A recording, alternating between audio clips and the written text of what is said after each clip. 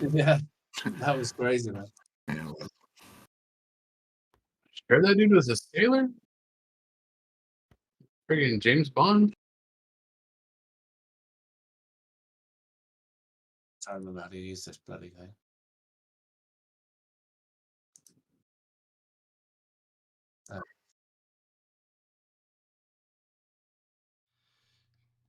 Oh, I see. Just Jeez Louise.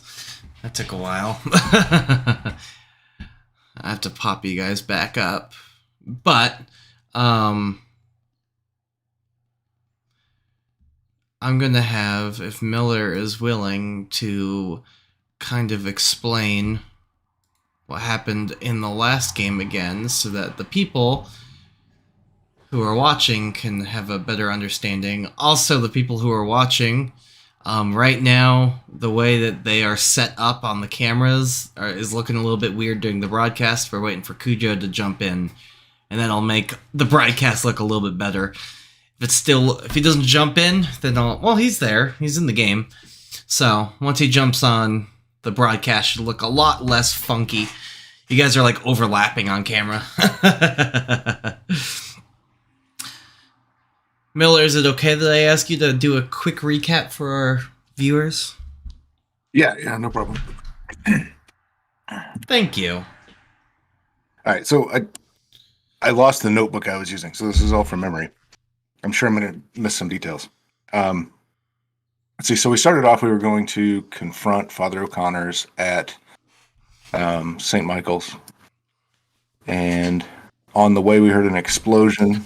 And when we ran up, it was the church had been blown up. Everyone was saying that it was Carl Martin that did it, and Father O'Connor's was. He said that he was going to run for mayor now. So I think we went to a couple places. I think we went back to the hospital, and then we ended up at a library. And we did some research. We found out Carl Martin had died in Wisconsin or something a few years ago. Then there was a pitchforks and torches mob outside that came to the library and started it on fire while we escaped out the window. And we ran right into Carl Martin as we were trying to make our escape. And I think that's right about where we ended. Yeah. You guys found that the men who wear black have been to the hospital, but somebody else came in and wanted you guys to go down there and left you that note to go look through some of the stuff at the library. And that's how you guys found out that Carl Martin was still alive. Or no, that's how you found out that Carl Martin was supposed to be dead. And then you found him alive when you guys ran away from the burning building, and you went down an alleyway, and boom, that was Carl Martin. yeah, he turned out to be the one who's been everyone's guardian angel with the air rifle, right? He said that was one of his friends. It wasn't him. It wasn't him, yeah, in particular.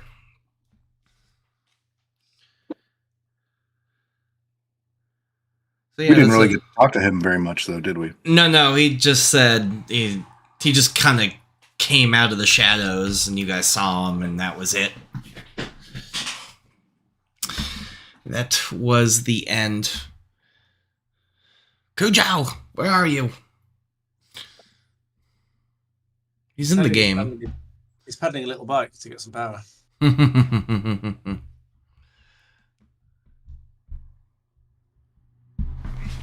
Well, that's okay. This is what I'm going to do. I am going to bring you guys over to the first map.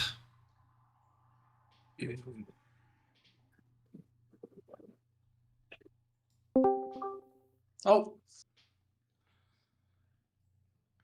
Hey! Oh! Liking the hat. I love that. It was a long night. I can only imagine. Oops. Hold on 1 second, everyone, because I need to bring y'all onto this.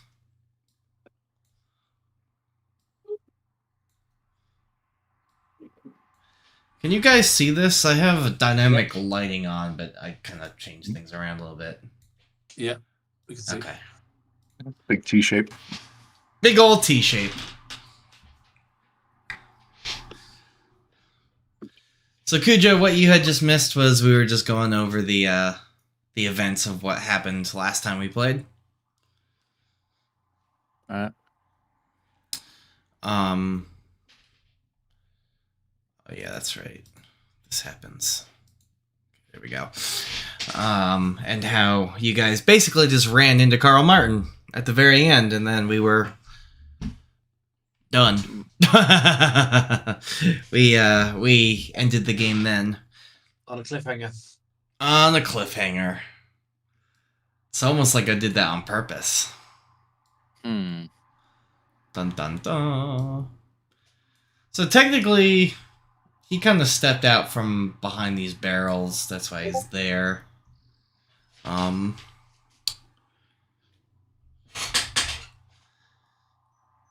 am being... okay.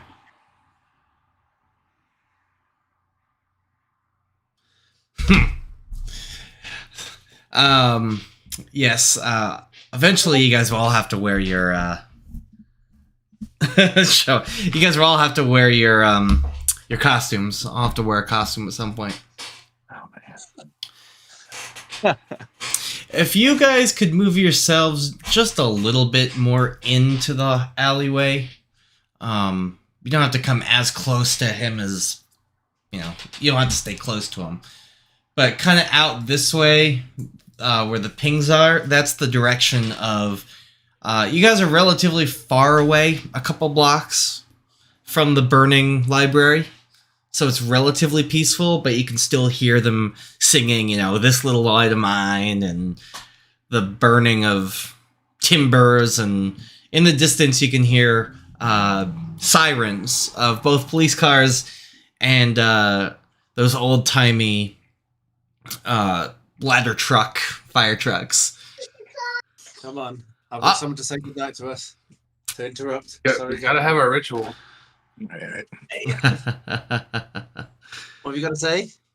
Good night, Egypt. There it is. Good night. Good night. Right. There you go. Kiss, cuddle. Kiss. Mwah. Aw. Okay. I don't know if she said goodnight, you rejects, or goodnight, you jerks. Egypt. Egypts. I was completely wrong. Okay. Egypts. Okay. Yeah. Right. I would like you all to make sanity checks for me. Because he's dead.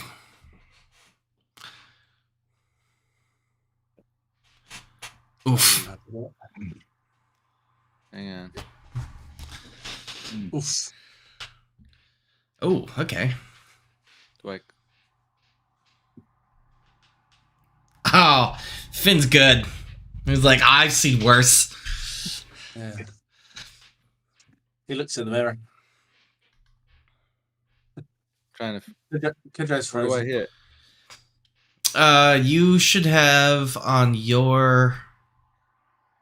I've Where is never it? done that one, so I'm looking here. It's all good. I have my full setup ready. Like, If you go I to like your it. character sheet and just click Yep. on the sanity box, which is bottom right of the top section. Oh, his sanity isn't even put in for some reason. That's weird. I know I clicked on it. It's negative. Typical Yeah, lawyer. That's weird. He's a lawyer. He doesn't have sanity. It's all good. It's all good. I'm fixing it for him. There we go. There we go. Is it good? Yeah, we should be able to roll it now. Oh, look at that. Okay, I need So is he incorporeal? I mean, is no, he, or, he's actually there. At least it looks like he is.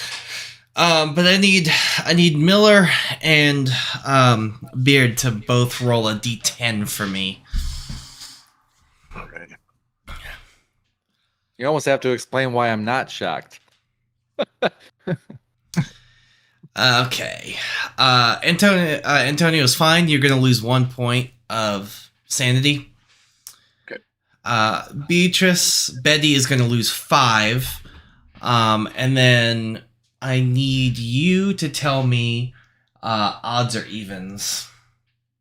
No, wait. That's a lie. Don't tell me that. I'm going to tell you. I'm looking at something myself. 1, 2, 3, 4, 5, 6. Oops, that's not what I meant to do. Cool. Hey, Beard, can you roll me a D100? I'm not liking this. 93. Okay. So I need to For- edit my. How do I change my? Yep. So, what you're gonna do is you're gonna go to your character sheet, Yeah. and you're gonna click on edit mode, Yeah, I got it. and then you'll see your sanity. Yeah, 45. Got it. Yeah, drop it down to 45. Yeah. Okay, and can you roll me one more D10? Goodness me. Okay, cool. For the next 8 days, you're gonna be fearful of all surgical operations done on you or anyone else. Right, I need to make it. So every day for me then, huh? You roll me another D10. No, I'm not gonna do that to you. Keep rolling. So what's gonna happen, Finn? You felt this before. It's gonna get really freaking cold. And kind of seemingly out of Carl Martin's fingers, zaps, for the lack of a better term, icicles that kind of pin you to the ground from like your ankles down. So like he didn't pin you, you could still dry your gun, you could do all of that. He's just keeping you here. Like he's nailed you down. It doesn't hurt. It feels cold, but there's no pain. But he's definitely doesn't want you to leave. And that was just to Finn? No, that was to all of you. Everybody? Okay. Yeah. It seems like magic to you. Like, that's weird. Obviously, you've never seen someone do that before, probably. Just pipe up and be like, hey, you guys remember the cold I was talking about before in the alleyway? This is that. I remember the ice cube that the Warner, right? coroner turned And what into. has he said to us right off the bat? Has he said anything? All that he has said was that he's not the one who's been shooting the pellets at you. That's a friend. He goes, so he, unless you guys want to say something like outright, it looks like he's going to talk.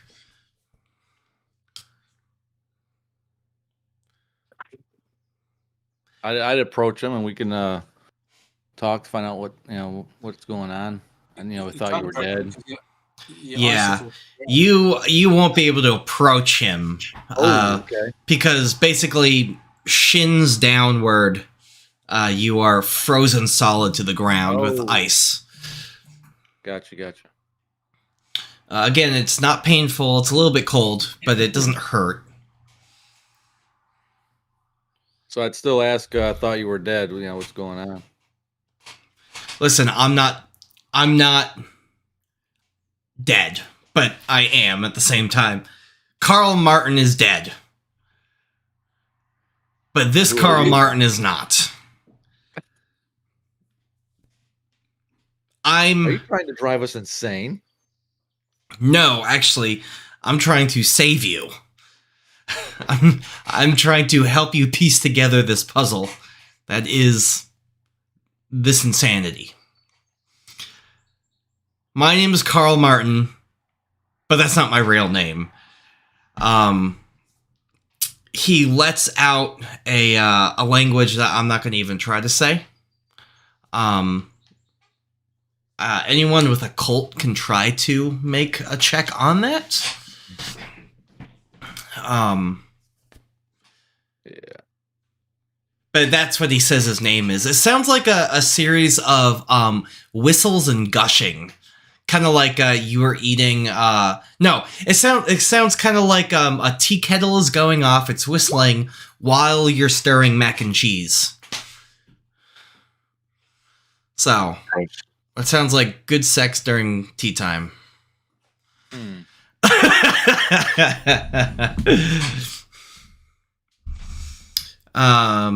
You want to spend 30 points to figure it out? Okay. I'll give this to you. You can kind of stick that into the back of your head. You've heard of this kind of language before, in books, but you just don't know where it comes from. It's definitely not, like a normal native language to Earth. Does he seem like he's expecting us to respond? Was that a check? Was he calling somebody else? Because if we don't expect to respond to something like that, then he's make a test.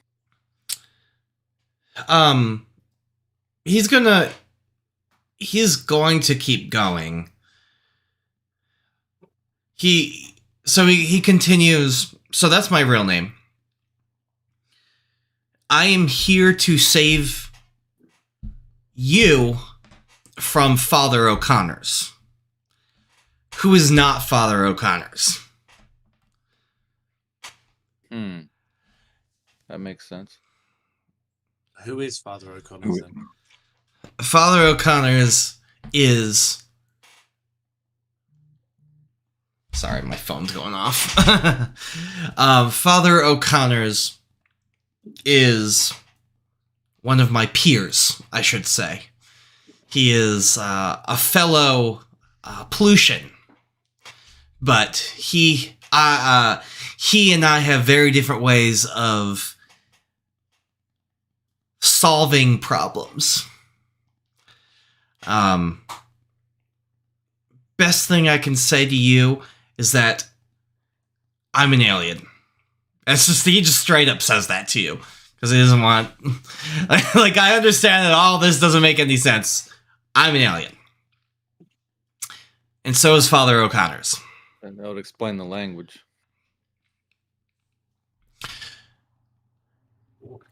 So what is your business here? Why are the two of you in Arkham blowing up buildings, killing people? It is not me who's blowing up things or killing people. Yeah, what I'm trying to do is trying to save humanity, at least as much of humanity as possible. I can't save you all, but I'm going to save the best I can, the most I can. So are you saying that there's evil aliens among us and you're this good savior alien that's trying to help us out? If you want to put it in those words, yes. Unfortunately, it's not very binary. It's not good and bad. It's just us, and some of us want to do things differently. I don't wish to kill you, but Father O'Connor's, whose real name is, and then he says something in the same kind of language,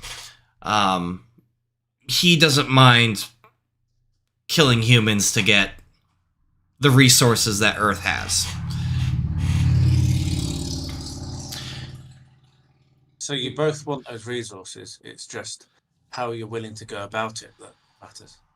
That's different. Very much so. What happens if we don't want you to have those resources? What makes you think that you should have our resources? Our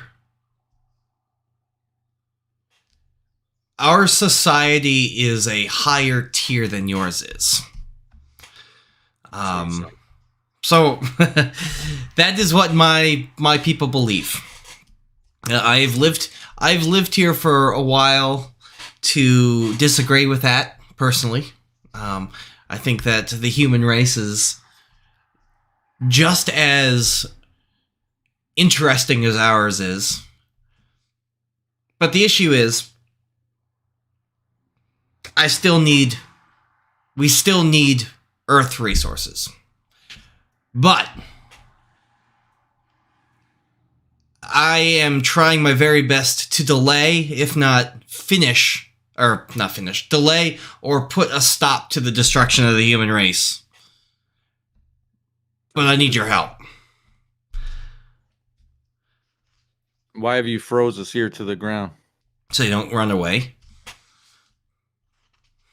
How about you unfreeze us as a sign of your trust? Oh, don't worry, I'm going to unfreeze you. I'll give your people some resources in the form of hot lead. I need some help. The reason why we chose Arkham is because it has Miskatonic University. Miskatonic University, there's a professor. His name is Professor Gribbs. He's working on a machine that can help send messages to and from space faster than light. Father O'Connor's is there trying to contact my fellow Plutians, the government, on Pluto. Is Gribbs an alien too? No, he's a human. But I have the strongest suspicion that he's being strong-armed by Father O'Connor's. Well, I call him that for ease. Mm-hmm. Well, you clearly have the powers that's unreal, unlike Earth.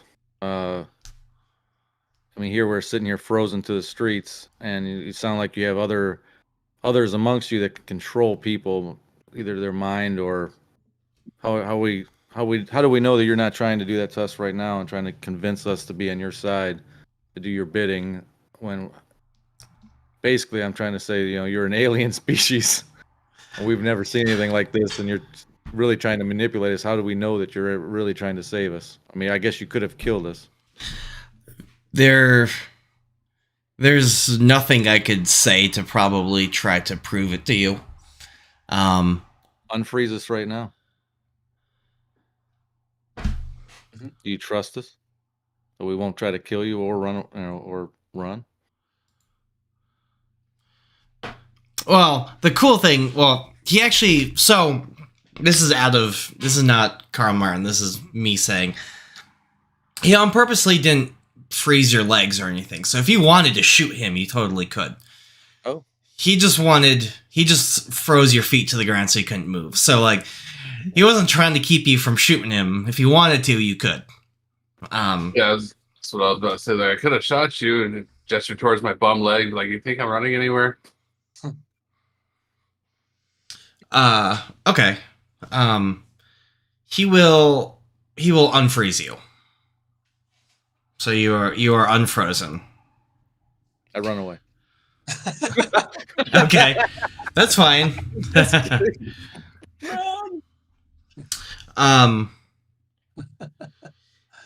He says, I suggest going to go see Professor Gribbs and go to Pinegray Woods. There's a cabin there. That's where Father O'Connor's is being held. And he kind of snaps his fingers and explodes into an ice ball, and he's no longer there. Don't know why he has to have us to do this if he's so incredibly powerful. Yeah, I know that would have been my next thought process is, what can we do as normal civilians to help? We don't have any special powers. God is on our side. Right, Sure but if the bad aliens don't know that we know about the aliens, and they, we can get away with some stuff because they don't suspect.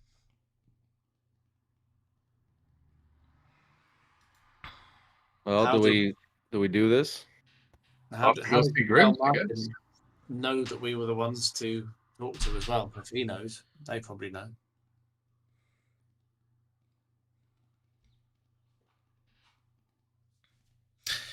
It's getting pretty late in the day now. It's more like nighttime now. It would be rather difficult Miskatonics, most of their academic halls are probably closed.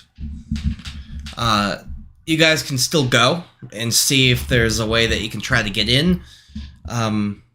Or you can wait until morning. Obviously you guys, or any other suggestions that you guys might have. What happened to the fire? It seems to be still burning. You can kind of see it in the distance, but if anything, it doesn't look like it's consumed any other buildings. And has the mob dispersed? So you can't really see them from where you are, but their chanting has definitely died down. Yeah, well, I think if the real Father O'Connor's is still alive in that cabin, I think we should try to save him before he's no longer alive. He's about the only way we can prove that this other Father O'Connor's is not him. Yeah, didn't you send a letter to the Pope or something? Yeah, to Cardinal Montague, yeah.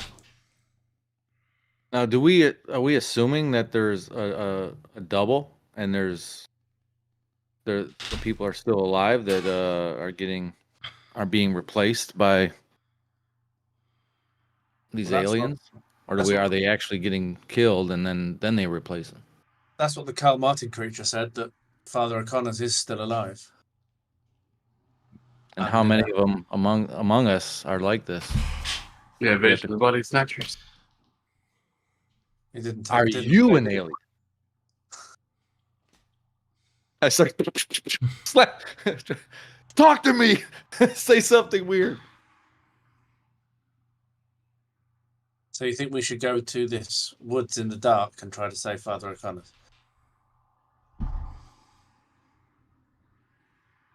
Well, I mean, we can probably do it in the morning. Well, also, if we want to talk to that professor, he would most likely be in his office during the day. Right. I don't know how much time the real Father O'Connor's has left. That's a good point. I'm going to go see him first. Should we go early tomorrow morning? And leave at daybreak? Yeah, sounds good to me. Cool. Do that.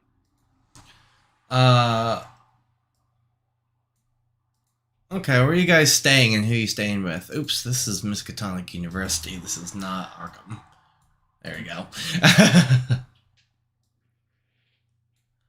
Oh, yeah, I probably can't go back to that church right now. You're more than welcome to sleep on my couch. That's very kind of you. Thank you, Betty. Betty's place makes me hungry. Well, if we're leaving early, we'll be in luck because the cafe will have its buns ready in the morning. Sticky buns. No fish in them. All right, is anybody going to keep watch that night?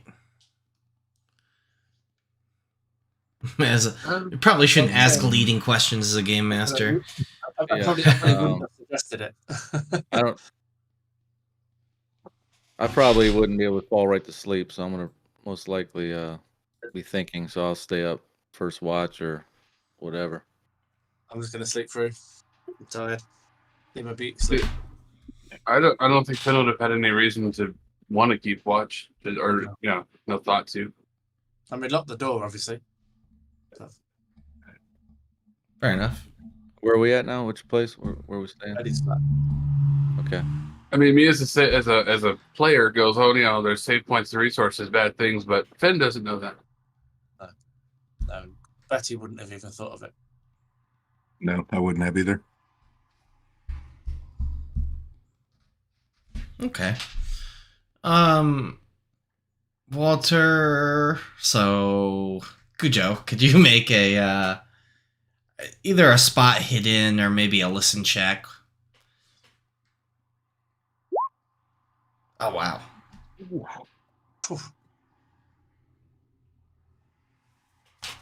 So I'm just sitting there going through our notes that we've created, and everybody's gone to sleep, and Yeah. trying to make heads or tails of what the hell is going on in this world. And then I hear something. You do. In the distance, kind of to the north of Arkham, it's a relatively quiet fall evening, but the wind is kind of helping carry this around, carry the sound. It's far distant north. You swear it sounds like artillery fire or some sort of like heavy gunfire. And then the crackle and pop of very faint small arms fire, and what sounds like lightning. You can't hear this in my mic, but I have a huge thunderstorm still going on. I can hear it. As you were saying that, I can hear it rumbling. I'm like, what are you? This is exactly what's going on. So, I mean, luckily there's a couple of hills and valleys around here that might be kind of helping push the sound down to Arkham. But it's got to be 10, 20 miles north of you that the sound must be coming from. It's just loud enough and perfect conditions to where you can hear it with an extreme success.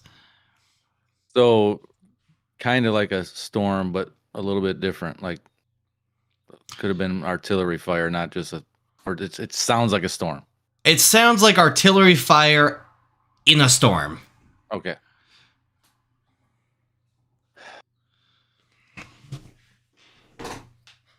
Yeah. The world's falling apart. What's going on? I don't know. Got military involved. We got aliens. Writing some notes down. Is it not alarming enough that, because obviously you said it's super far away, I'm not trying to wake everybody up because I hear a storm or possibly some gunfire. Not gunfire, but cannons or tanks or whatnot. I think I would press on until I don't know how I can get some sleep at this point. I might be going rough tomorrow. Okay.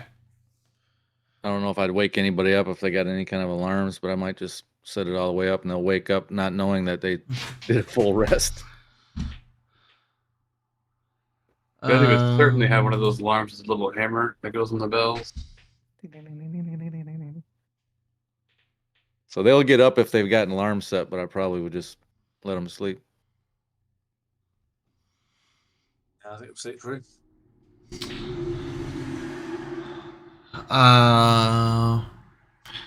Could you make do you have... I'm gonna look at your character sheet for a second. Because you're the only one awake. The only reason why I'm giving you this is because I think that your extreme success rewards, or should be rewarded.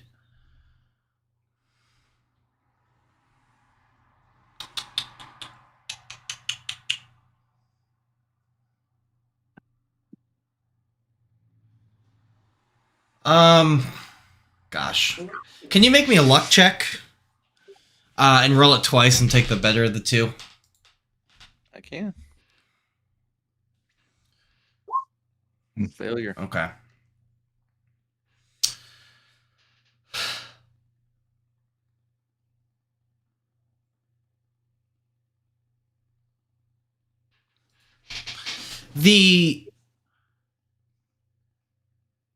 You could have sworn that the air in all of like Arkham just got colder.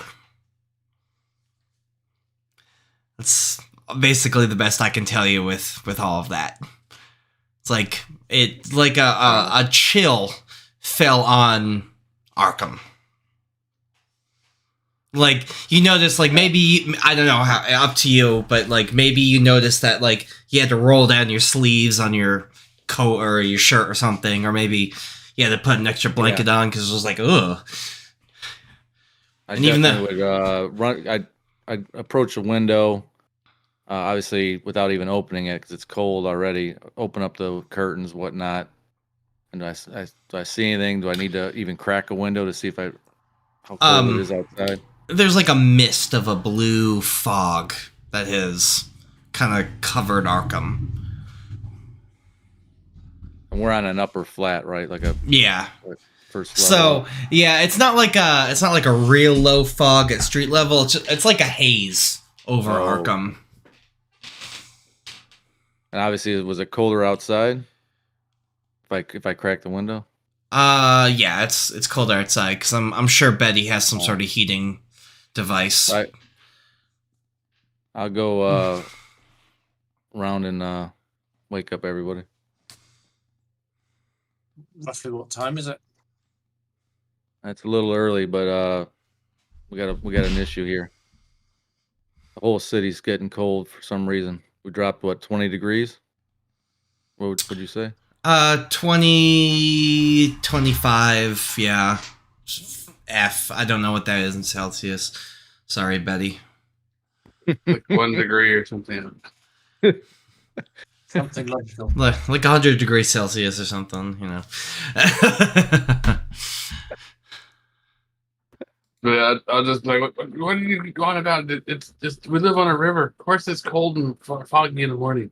Yeah, it instantly dropped right after I heard some long distance ballistic fire of some kind. It could have been the thunderstorm. I'm not sure. You know how crazy this is right now.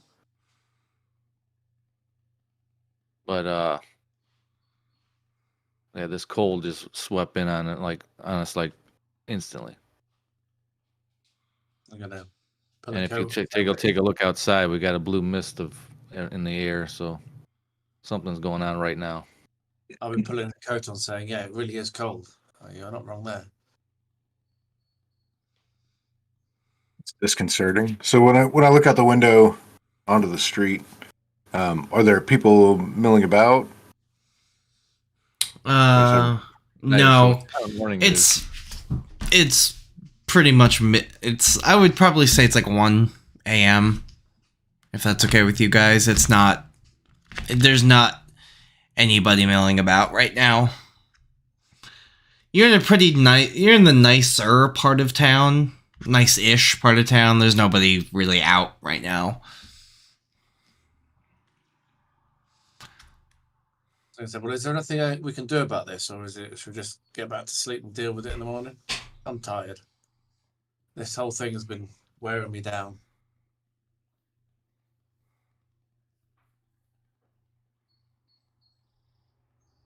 Yeah, I agree. I'd like to catch up on my sleep.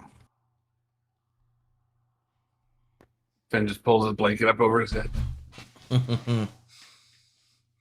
Kids afraid of thunderstorms. Yeah, muttering fog, cold, storms, waking me up. All right. Rat, rat, rat, rat. I'll go sit by the window and just kind of watch out the window the whole time while these guys go back into their covers. I might grab a blanket or something. I'd get my coat all buttoned up. They're all warm under their beds. As I'm leaving, I'm going to say, you should get some sleep as well, Walter. I might try to lean up against the wall right by the window, so I'm looking out the window, and I may end up probably dozing off at that point if I don't see anything. Okay. I'm going to go back to bed.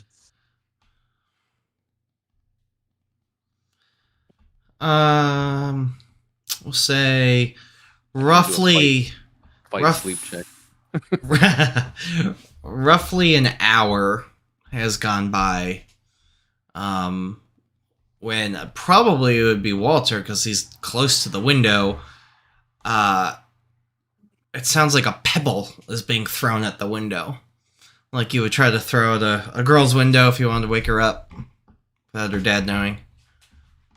And I must have fell asleep for a second. I'm looking, and do I look straight down as much as I can, or do I have to open the window to look straight down? But I'll try to see if I can see anything somebody that threw anything, or is there anybody outside? You don't see anybody out there. Great. I'm not gonna try to wake these guys up again. So I might go downstairs, get my gun out, and take a look out through any pane glass windows I got down there in the bakery, the first floor. Try to see if I see anybody, get a closer look, see if anybody was hiding. Maybe it was nothing. It's just the wind. You hear what sounds like another tap of like a pebble on the window that you were just up at, not down where you are. Really? Mm-hmm. So I never even made it downstairs, and it's already tapping on my window again? Yeah. Okay. You're basically on your way, and you hear another chink on that. All right, so I go over the window, and I say, hey, I look out, and just start, it's middle of the night still, and who was that? You hear kind of a whisper from somewhere. You can't quite point where it's coming from. Let me in. I need to help you guys. Who are you? A friend. I can't even see you. I Show know. yourself. How do I let you in if I don't even know where you're at? I don't even know who you are. Unlock the door.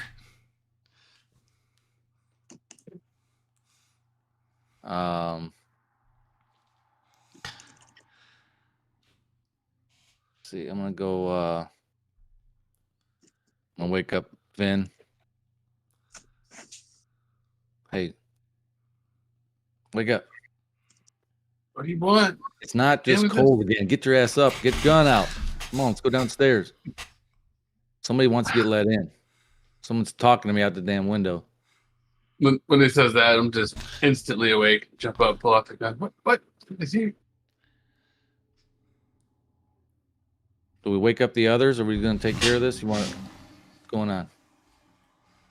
Well, I don't think a priest and a dancer are going to be much help. Let's just go.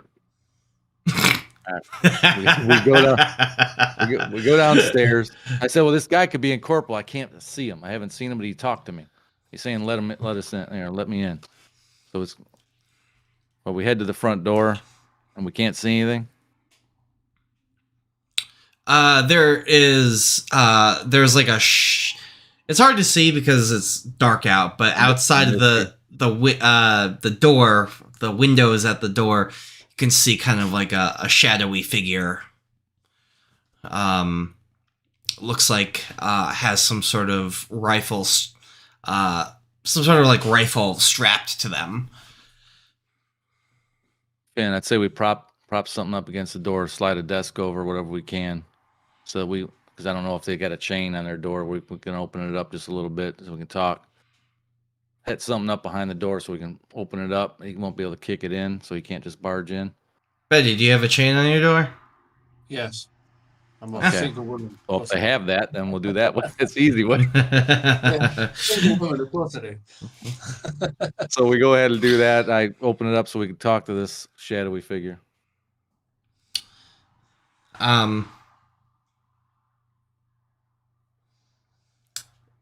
So you open up the door, and I need to make a prop for this. I apologize. I don't have a prop for this, but through that little slit, he shows his identification, kind of like how those FBI badges kind of like fold down.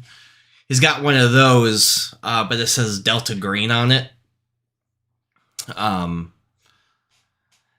And it says Edmund Fitz, officer. Do we know who Delta Green is? Probably not. It says Edmund Fitz, field agent.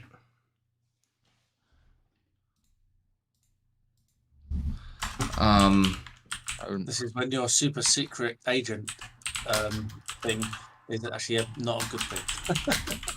So secret, no one knows who you are. Yeah, he's not no one we ever heard of. Well, he's got his hand sticking through. He's a corporal being. He You can see him. definitely corporal being. Okay. Well, I'm not sure. I couldn't make him out. He was hiding. No, in that's the dark. fair. That's fair. So I'm seeing his hand. I take his wallet thingy and I look at it a little closely. Feels okay. Everything feels on the up and up. So hang on a second. So I shut the door, go to unlatch it, and I'm talking to Finn. What do? We let this guy in or what? What's up?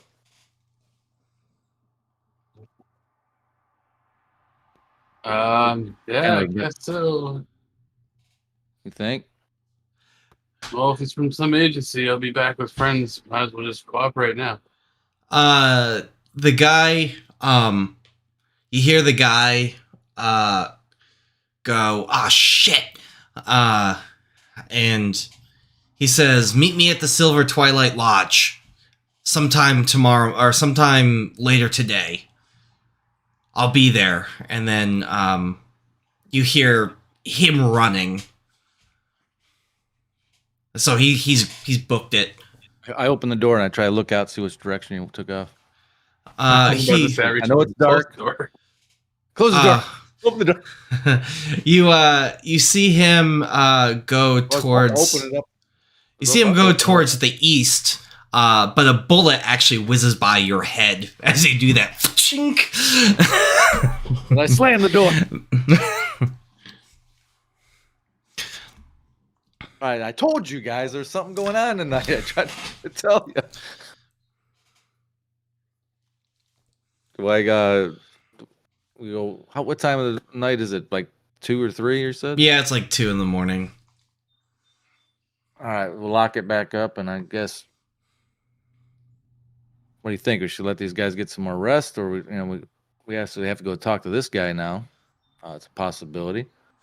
We don't know who the hell he is, but he obviously wants to talk. The sound He's put of some time though, so we can get him later.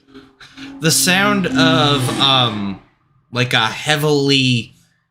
a big heavy armored car with a big diesel engine drives by Betty's flat.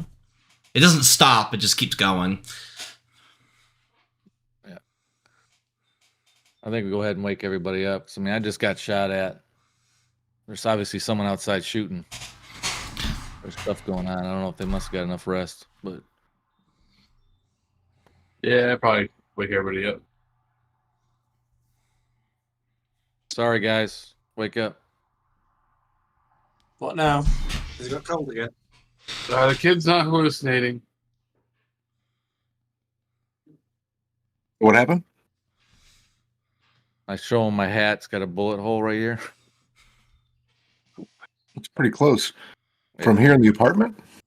No, right out front. Had a stranger show up and he wanted to meet with us. Then he took off right away like he had to go. Someone was after him. And then a tank ended up driving by down the street right after that. I'm surprised that didn't wake you up. Something's going on right now. I don't know if we can get any more rest, but we actually have a shooter outside, so I don't know if you could sleep with that going on.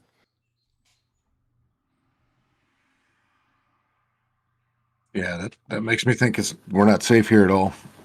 No, and then this special agent guy that came to the door knew where we were at and was throwing rocks at my window trying to get our attention. So people know we're here. I don't understand it. Maybe we should not be here. Betty, do you have a back way out of this place? Of course, I'm a single lady. I knew you were resourceful. I have my way through. People can't see it. We can go out through the cellar, and we'll come up in Parsonage Street. Ooh, I love it.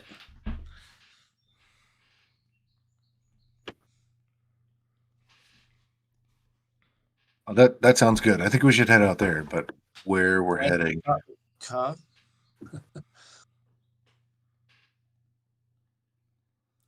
Yeah, I don't know where Walter's car is. At this Maybe point, on the I can't corner of remember Walnut and either. Pickman. On the corner of Walnut and Pickman, maybe. Yeah, probably because you were on your. I think you ended up leaving it over by the library because you drove there. I think. Oh yeah, and then we legged it, so it's probably still at the library, isn't it? Yeah, I don't know if he ended up driving it back to Betty's Flat or if he just hoofed it to Betty's Flat. That would have been a couple blocks. If the mob was still around the library, we would probably have left the car and walked, I think. I think for sake of easiness, your nice car happens to be parked on kind of the corner of College and Parsonage Street. There's a broken meter there, so you don't have to put quarters in. Our benefactor must have brought it over. So we're going to pop out the parsonage and then see the car and go, oh, that's useful. I am a kind DM, a benevolent keeper. So we will gather ourselves and I guess head toward the car. So you have... Oh. Yeah, so dude said meet him sometime. So should we head to the woods first? So I think that's maybe the priority. Yeah, do we have any sense on how far away this, what is it, Pine Grove Woods is? Where the cabin is? I'll take a luck check. It's definitely something that people from Arkham would have heard of. You could probably, yeah, you know where it is. Yeah, I'm looking at the map. I'm like, I don't know where the woods would be. So I'm going to go to... Wait, it's not like 20 miles to the north, is it? It's roughly 20-ish miles to the north, maybe. Maybe a little bit further. Maybe I got my...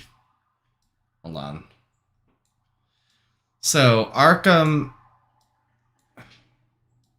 If, Miskatonic is based off of Gordon College. What woods did I say it was? Pengree, right? Sure. I didn't have my pen, so I can't write anything down. I'm old school. It's up here somewhere. I wrote it down. I have sticky notes. Okay.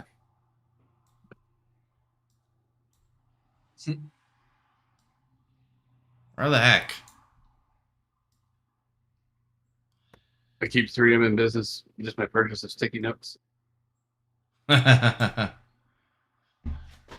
Pine Grove Woods.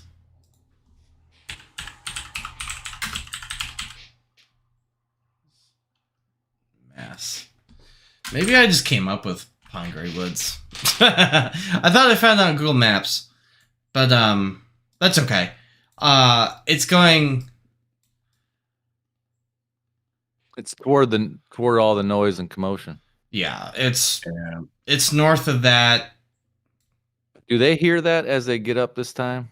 And we were explaining this. Do they still hear that storm and gunfire going off, or I mean explosions and whatnot? Or is that faded out? That was earlier. We'll call it Chewbacca Woods. That's gone. That sound is gone. Yeah. So it's Chewbacca Woods, just so I can remember too. Maybe I came up with Pinewood. I just rechanged one of these. So yeah, that's 20-ish miles away. For the sake of plot, it's as far away as I told Cujo. Yeah. Yeah, at worst, it's like an hour-long drive. So when we talk about the forest, I can be, well, if it's in that direction, that's where I heard all that. That's where it sounded like it was coming from, all the stuff I heard last night. Well, let's get a move on then. If there's been fighting up there, and that's where the good father is, we probably should have gone last night. Let's go. Yeah, we may be too late. Sorry, Antonio. Well, we So can't see the it's future. about 3 a.m. ish. Yeah, we could say that. Okay. All right. So we getting in the car and we're driving northbound. We can talk before we get out of the city. If we're going to continue, or if there's someplace we need to stop first, or There's a little gas station if you guys need to stop and get like a map or yeah. anything. Definitely. Beef jerky. Yeah. Would they be up? The only one open at 3? I don't know, 1920 whatever we're in. I don't know if it'd be even open at all. Of course it's open at 3. All right. They also got their laudanum. They have the wink and the nod doctor there who likes to sell his medicine. If you know what I mean. Bottle of liquid cocaine. The elixir of life. All right. So we fill Actually, up the top off the car, and Do we even have any sort of like is that a thing in this game? You have medkits or whatever? You have like some people have first aid and medicine. So I'm guessing that Cujo probably has, or at least you guys have some sort of bandages or something that you guys carry on your person, maybe in a backpack or in the glove box. I just make the assumption that you guys have with you what you would probably need, and I consider bandages and stuff one of those. I don't know about you guys, but I carry bandages where I go, usually. I've got But, them in the car. I was just thinking if there actually is a wink and a nod doctor here, a bottle of something to make people pass out might be handy. I'm gonna need some Chloroform? kind of upper or something. I didn't sleep last night, so at least a coffee. If I can, I can't buy coffee right now, so I get something else. No, Dr. FG has something that can kind of rile you up. If you're looking for it. I'll gladly take something if he's got it. How much fill up money the are tank. you willing to spend? I'll fill up the tank with some leaded gas. That's not what I want. How much money are you willing to spend? Just like, How much money do I got? Where's my money at? Do possession? that's your pretty wealth. level It's your cash. wealth score, so you're pretty, like middle class. How about it? I'm apparently as poor as you possibly can be. I've got dashes. I've got 98 cash on me. 98 cash. Yeah, he'll give you something that he'll give you either something that's really cheap for like a quarter that you can drink, or for $1 he'll give you something that he can inject. I bring out a 5, and I say, give my buddies whatever they need. I'm gonna say I'm not letting that doctor anywhere near me. And then he goes to do No, surgery. no, on thank you. you. He goes to try to do surgery on you.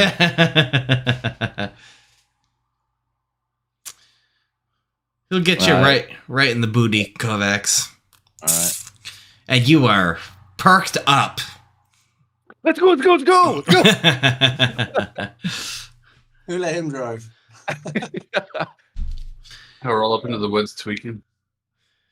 You can add a +5 to either your strength or your dex temporarily if you'd like. +5 you to guys strength, -5 to dex, you mean?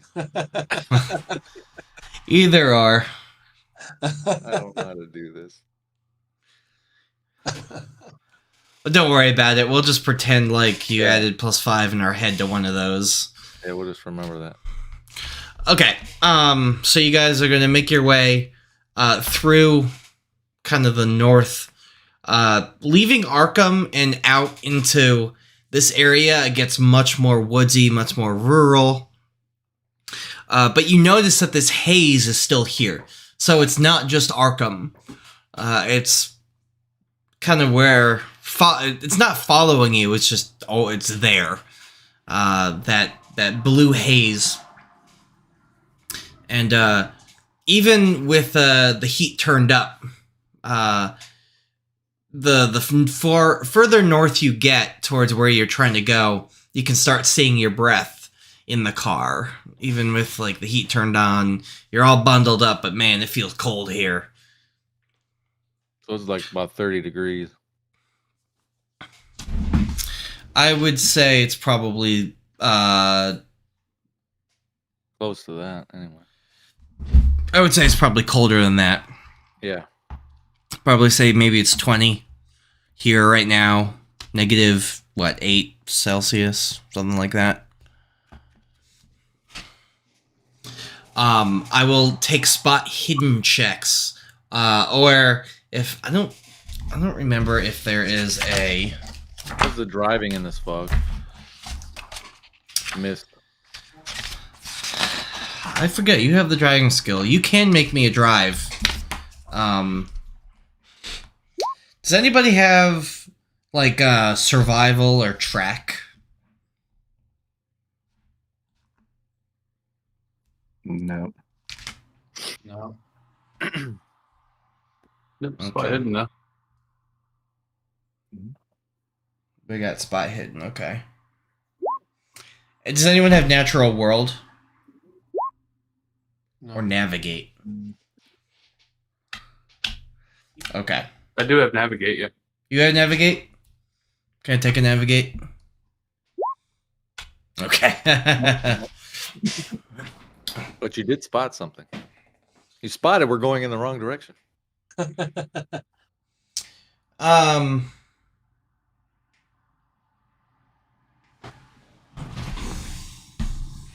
Cujo, the driving here,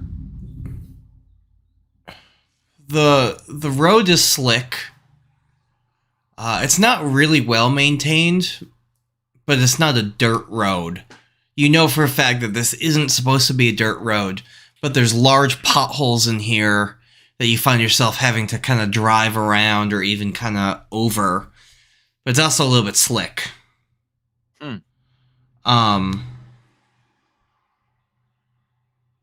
Is there any icy conditions?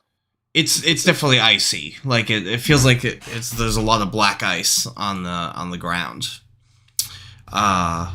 And Quick, like cat reflexes. the spot hidden checks are able to see the trees. Almost look like they've been, like, the tops of them have been, some of them look like they've been exploded and some of them look like they've been frozen.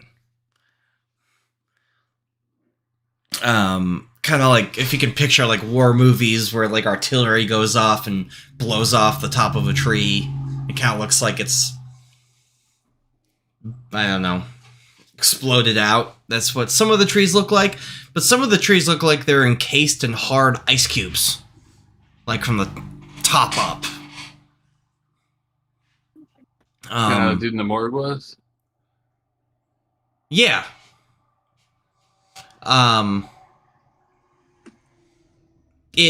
It looks like a really odd war zone that you're kind of driving yourself into. It's not something that you've ever seen before. Even if any of you were World War I veterans, you wouldn't have seen something quite like this.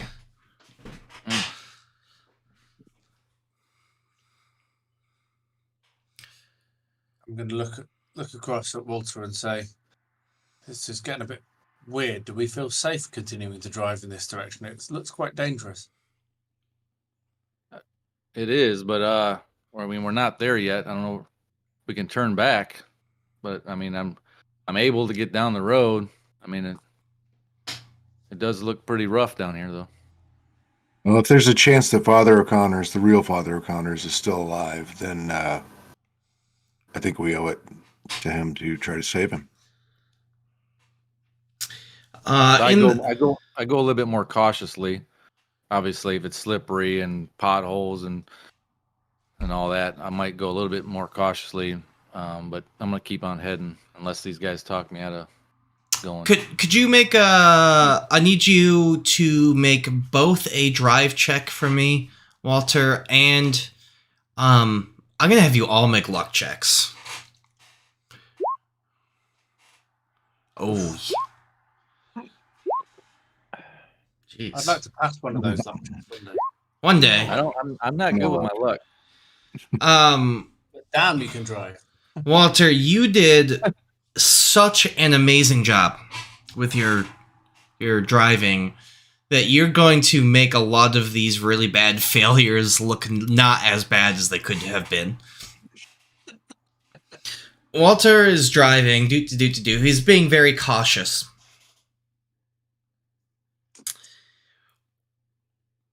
What you see, basically, I'm just going to explain what it is, and then you can kind of interpret it how you would see it. Is like a Sopwith Camel biplane, something like that. Whatever the Americans used. I think they use Sopwith Camels, but I think they also use another one. I don't remember exactly what it is. As if it has been encased in a giant ice cube, falls to the ground right in front of your car, and like shatters.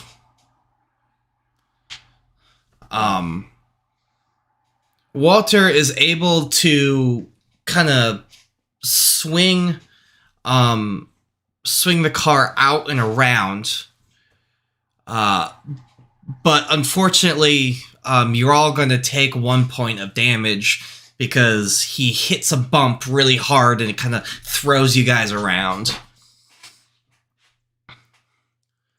How do we record damage?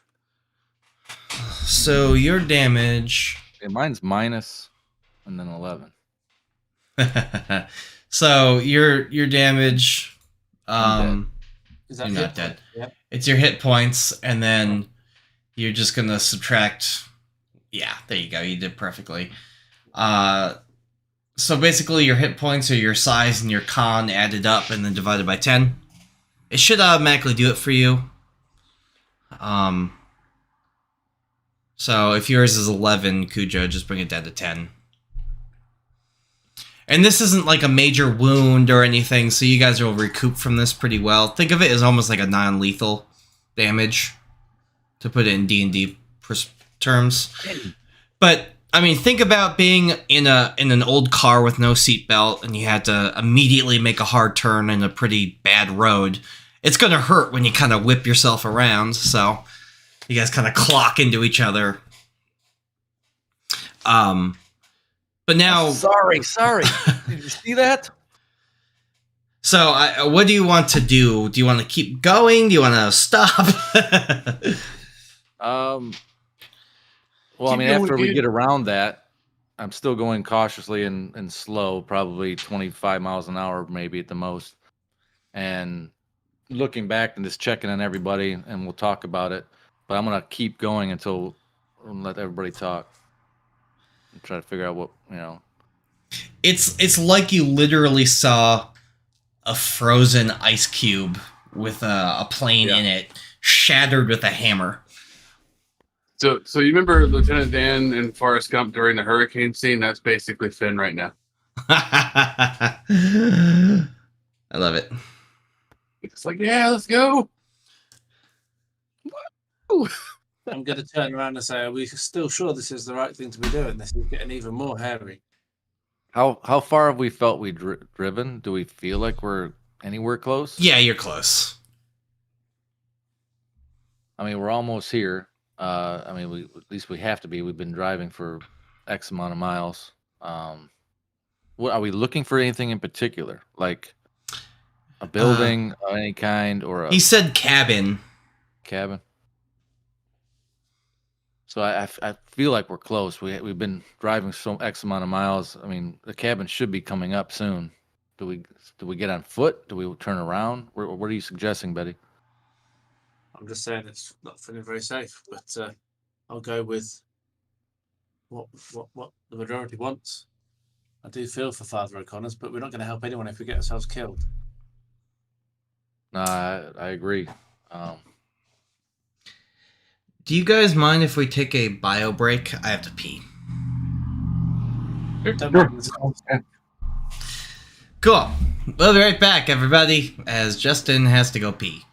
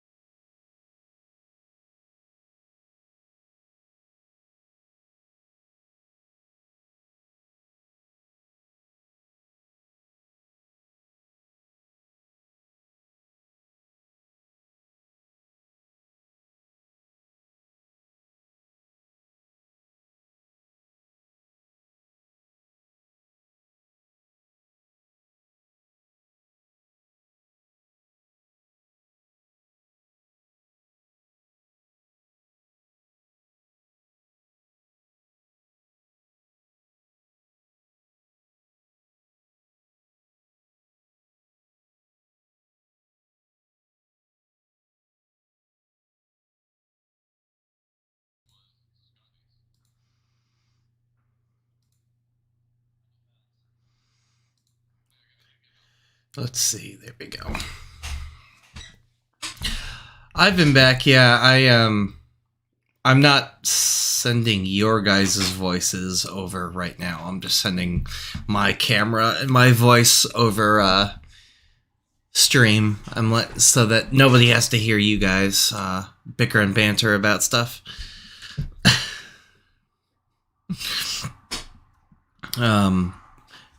But I didn't want them to think that I wasn't paying attention to stream.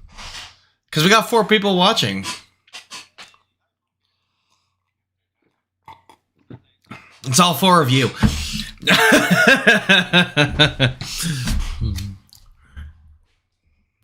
One of them is you. You ruined it. Oh, I'm getting excited then. Look, I have my character sheet over the stream itself, but I wanted to be able to see chat. You're so good. It's like you've streamed before. Still have no idea what I'm doing. Never got a notification. Dang, are you not subscribed to me? Did you not ring that bell icon? I did, sir. Can't wait. Mean anything. It doesn't mean anything anymore. I'm trying to contract Cujo to do my wedding gift for Renee. Actually, well, Quinn, you're the one who found the thing that I want him to make. Is it the thing you already talked about? Yeah. Okay. Shh, that, yeah. Because she's probably listening in the background. I don't know what you're talking about. I have no idea what I'm talking about. Are you kidding me? She doesn't watch this channel. She's got better things to watch. I'm kidding. Apparently, I don't either. I'm kidding. She watches. So yeah, you guys are you guys are definitely getting close because there's a sign that says cabin half a mile. Oh So my we're gosh! still No, it discussing doesn't. whether we're going to turn around and whether it's actually going to be safe anywhere. So never mind how dangerous it is here. Would even going back to Arkham be any safer? Dun dun dun. So I presume that Walter is continuing to drive while we're discussing. Yeah, we need to try to save Father O'Connor's if we can. And if it's God's will that we die doing it, then let it be a noble death. I'm gonna look at Antonio with a little bit of amusement. So you can go first, son, and prepare the place. I don't want to die. Very well. And I'll do a little cross thing, however it is. I'll just continue driving, relatively slow, but as long as the road allows it, I'll speed up a little bit. Okay. My webcam's being funny. Don't know why. Discord went into streamer mode again. Just like randomly went into streamer mode. Okay, there we go. Ah, Yeah, you can turn that off. The top button There we says go. turn off order. You can tell it to not do that by default as well. oh well, we're good. Everything is back to where it should be. Most likely. Okay, let me pull up. I don't know what you guys can see. Let me see if I can reveal some areas on Fog of War for you guys. There we go.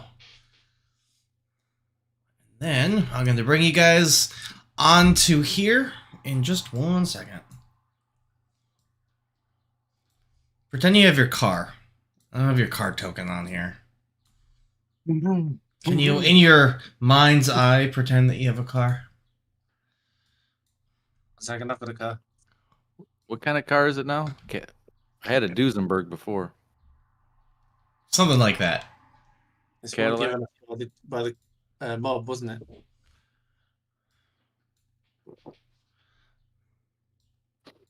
Tell me Go what back you and look guys up can gas see. plans. See a field and then a black square. That looks like a big kind of like crater. Okay. We're able to see the rocks though. Not sure if we're supposed to see. Yeah. Oh Yeah, it looks yeah. like we can. There's openings in that building we can see through. Looks like windows Yeah. and door. Okay, good. Then that worked.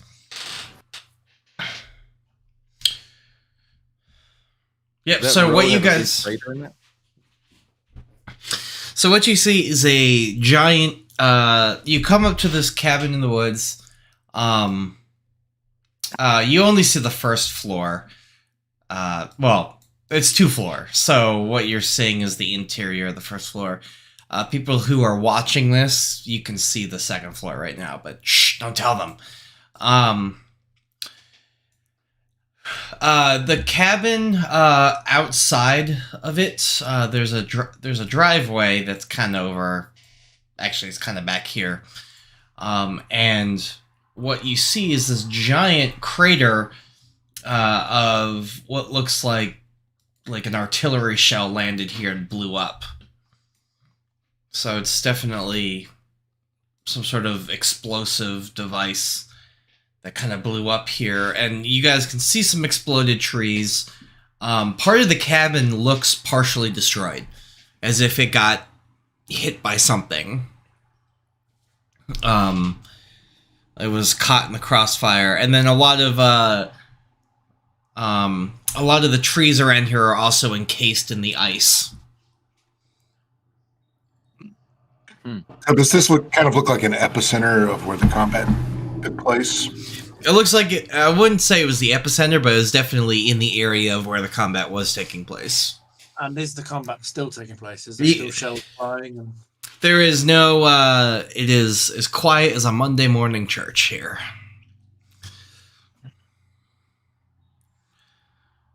All that you can kind of hear in the distance is like maybe some wolves or night animals kind of wrestling around.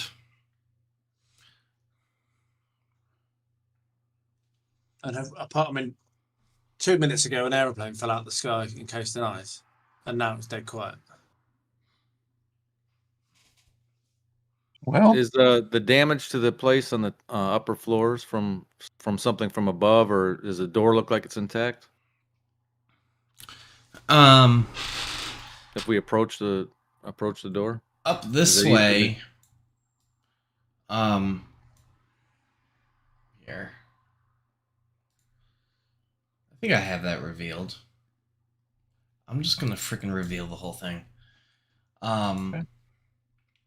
Kind of up this way, you see, like a busted down wall, and that seems to be one of the ways that you could get in. But you also see a window, like here and here and here, that you could probably crawl through.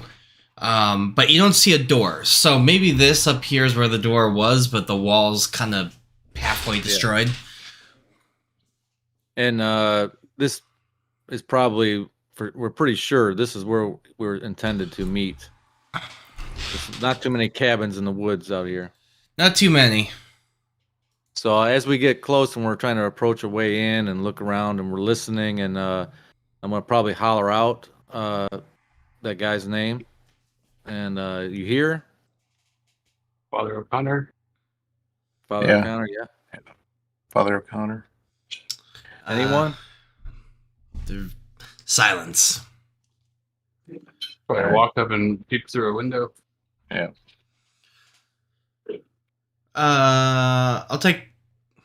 guess I'll take spot hidden. There's no light in there, so if you guys have like a flashlight on you, you could use that. I'm definitely gonna have my gun out as we approach. Yeah, have my gun out. Okay. Best I would have his matches. I'm gonna peek in through the rubble, see if there's an easy way to get through it. I won't go in, but I'm gonna just let everybody know if we can get in over here or not. Okay. hold on one second. Antonio sees, you can kind of see this from your vantage point. You see what looks like a kind of a pool of frozen ice on the ground.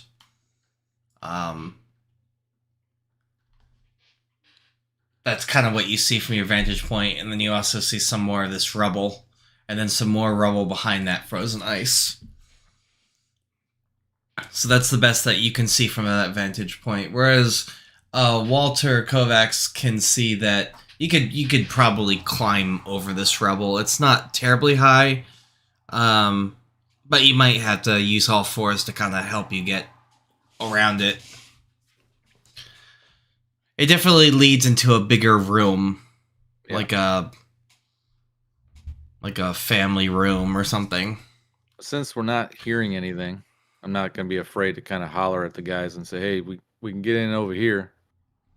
I was going to ask, is this window broken or? Yeah, all the basically the windows are shattered out. I want to just hop in through this window then, if possible. Well, okay. Yeah, you definitely could. Yeah, there's some frozen pools in there. You guys be careful. I'll help. Me and Betty will help Yeah. each other get through this rubble. Yeah, I will. I'll go with Finn. Hey, you guys in? Yeah, it's awful dark in here. Yeah, I don't know if we have any lights. I don't. All I have is matches.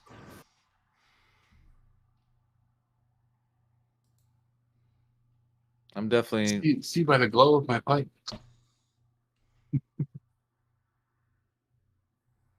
I got a stairwell over here.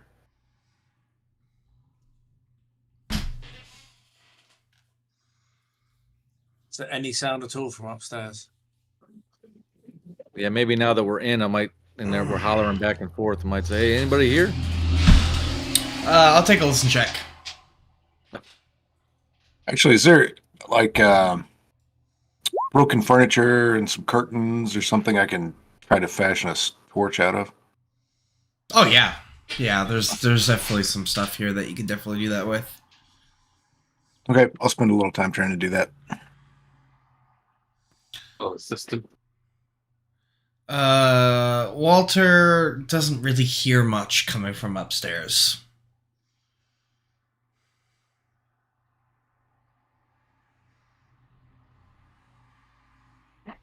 Is there any furniture? Is it pretty barren? Like it's been like abandoned for a long time? It's definitely not abandoned. I don't know if you ever like rented a cabin, but the furnishings there's furnishings that are there, but they're like simple.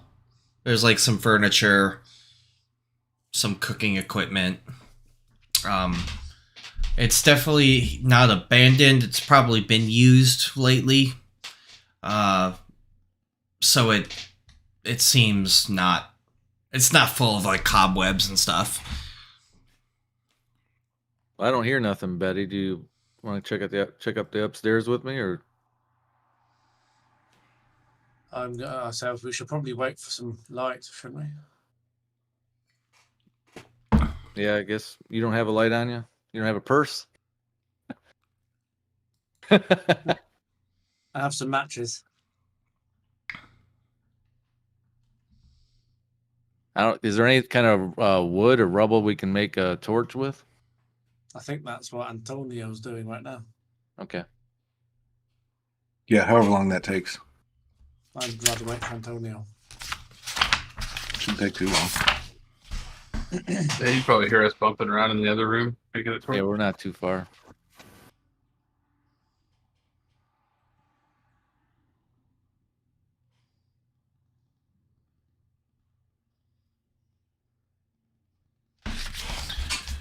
Okay.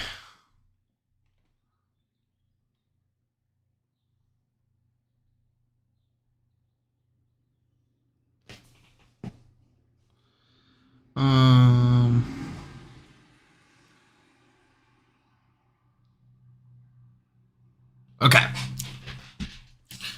So yeah, you're able to fashion one of those, a torch of some kind, and none of you can hear anything from upstairs still, but you at least can kind of look up the stairs,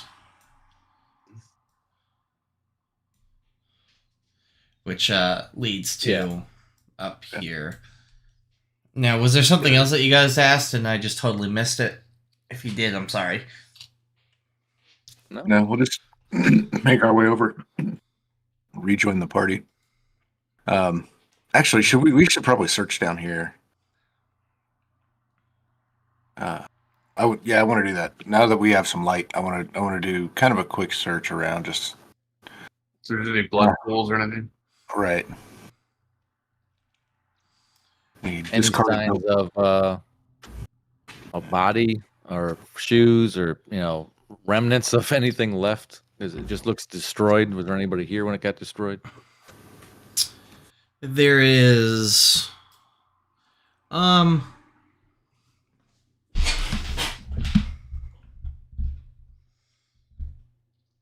Any cash?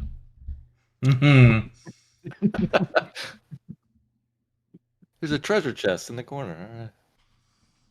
I will take It's a mimic. He grows legs and runs. Wrong away. game. Conflab it. I'll take take spot hiddens, and if any of you have locksmith, there is like a lockbox.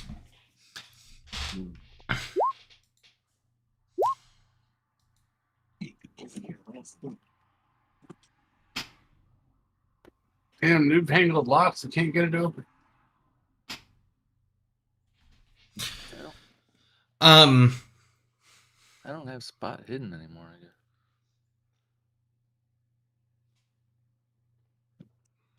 I guess. Did you hide it? There is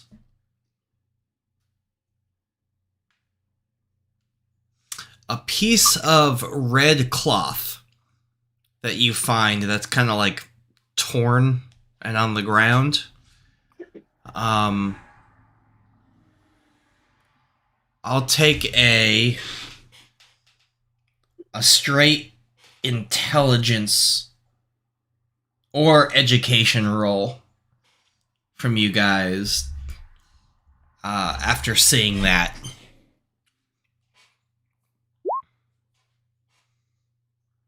Oh, okay, fair enough. Man, you're all just so dang smart. And here we are. Oh, Walter. Except for the lawyer. Okay, so the majority... The least intelligent of us all. Is that for the lockbox? That's for the red clock, right? Yeah. So the majority of you guys, recognize that red cloth as one of like the gangsters that was protecting Walter, or not Walter Kovacs. That was your Walter Kovacs.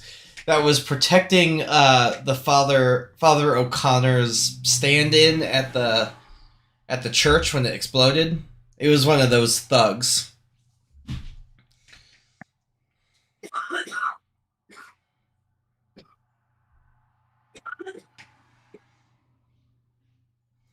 Someone's realizing this. hacking along over Is there. that you're in the intelligence is 80, and you have to roll under that number, right? Yeah. Yes. So my base intelligence is 60. Yes. I If really that's what messed it up my says. lawyer abilities. You have like really high education though, probably. Maybe. Yeah, I do. Yeah, you could have rolled that. Oh yeah. Apparently, I'm a Okay. terrible locksmith. I only got 66, and I rolled 90 something. Yes. Yeah, there's like this little lockbox that's kind of attached to the floor. But other than that, there's not much down here with you guys searching. Can I take my my walking stick and just bash the box after getting frustrated trying to open it?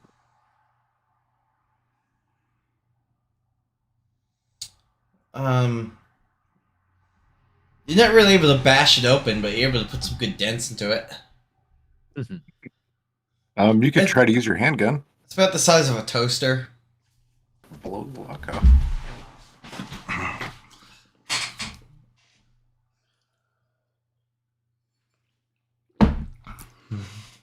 Up to you. Very good. Does character's name actually suggest that? Oh yeah, yeah. That was Antonio speaking. Like, okay. Just pull out a gun, kind of shoot at it, like muzzle up to the lock, so there's no way you can miss. Okay. Yeah. We might destroy what's inside it. Too late.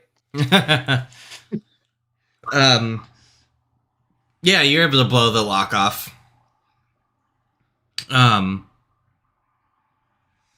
Inside, I think only Antonio would be able to recognize this, is Father O'Connor's crucifix that he wears around his like a necklace. Yeah. It's very unique, passed down from his family. You may have a bullet hole in it now. With a bullet. He blocked the bullet hole, or blocked the bullet. No, it seems to be in pretty good. It's intact. Okay, so I'll pick it up. Oh yeah, this was Father O'Connor's. He's been here. Though, upon closer inspection, somebody probably tried to pull out that. It's got like a bright blue ruby in the middle, or a sapphire, and it looked like somebody took a screwdriver trying to pry it out, but they couldn't. It's been tampered with. Well, let's go and see if he's upstairs, because he's not down here. Mind the After icy that spot. gunshot. Do we hear anything after the gunshot? Because that would have really got anybody woke up if there's anybody here. No. I mean, your ears are ringing a little bit, but other than that, no. I guess we'll head upstairs. Gonna head upstairs. I'm just gonna reveal this whole area. Just pretend like you don't see what's not in your line of sight.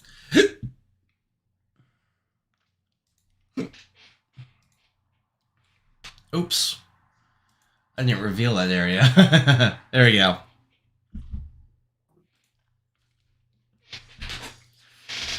So yeah, Walter, you get to the top of the stairs.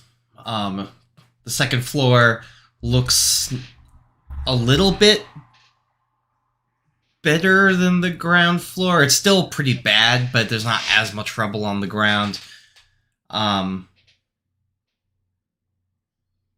Don't ask how it's structurally sound. It's fine. Hand wave that away and just say that there's some rubble on the ground up there, but it's not as bad as the first floor. It looks like, at least from your initial look.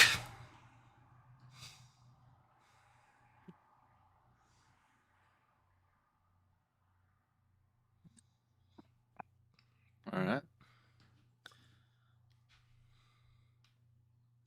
I'm guessing because you haven't turned or looked around the corner yet. That's why I didn't explain some other things that you would have seen. I just had to refresh my roll 20 because it was telling me I had errors. All right. So I see ice on the floor here or no? You do. I might carefully walk around that to get a better look. Yeah.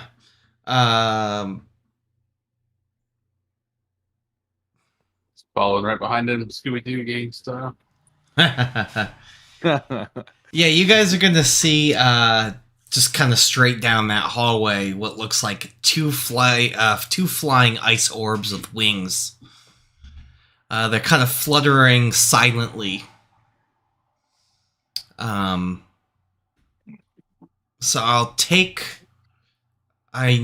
before we get into anything else, that's something that your characters would never have seen before, so I'm gonna need sanity checks. And they said balls of energy with wings. Oh, come on. They're like ice balls with wings.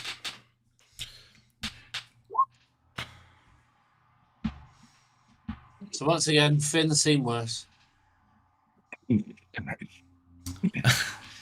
So everybody who failed, can you roll a d6 against yourself?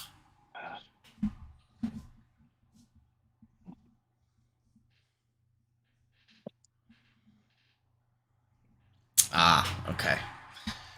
So Antonio, you're gonna lose 2. Beatrice, you're gonna lose 4. Sorry. Walter, I'm gonna give you 1 second here. 4.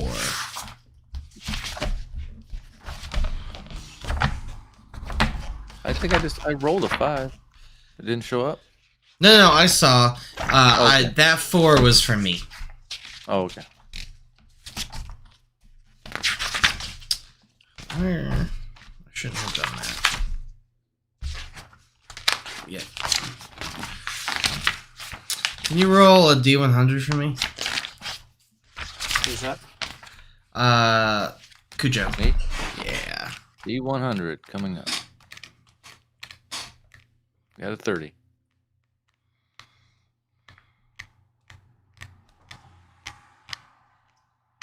Lower is better in this game. Usually. Always. Please.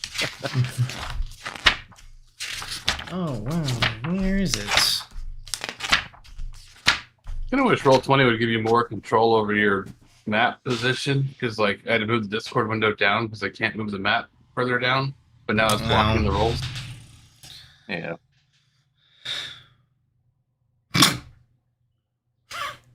Okay. You guys ever try to use fantasy rounds? I tried, but I just got a Steam refund for it. I'm not a big fan. Okay, so Cujo. Yes. Could you roll a d10 for me? So the way things are is if you lose 5 or more sanity at a time, you get like a temporary bout of insanity. So that's what we're rolling for right now. That's why Beatrice was afraid of surgery, and that's why for 3 days. That's why for 3 days, Walter Kovacs is going to be have an absurd and extreme obsession with clowns.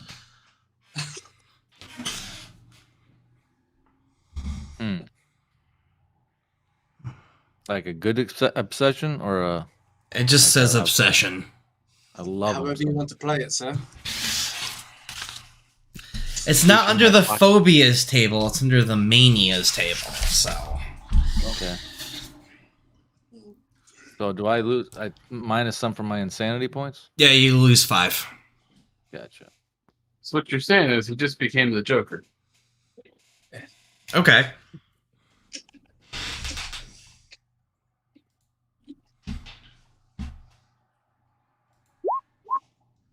Oh, it didn't work. Got to select the token first. Right. Yep. There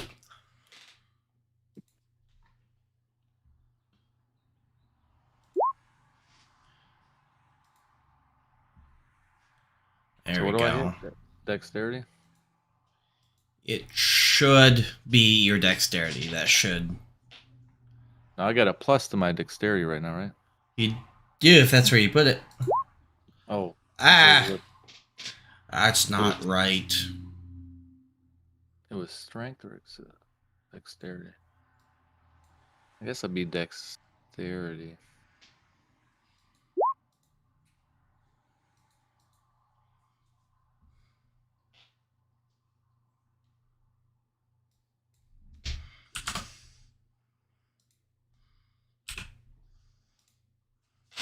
Yeah, I don't like how it handles rolls turn order for Call of Cthulhu in this.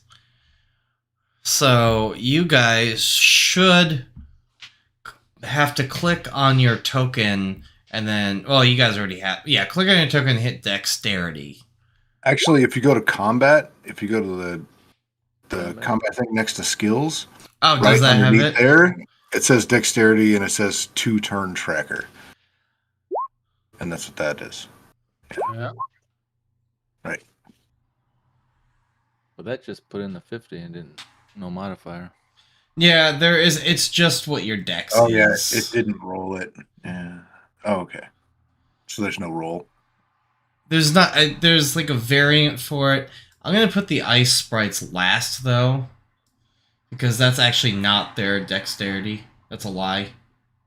That is a miscommunication between me and the Roll20 stat sheet. So I'm actually 51, guys. I know it's not that. I put my +1 in my dexterity, which puts me a millisecond first. I don't see you on here.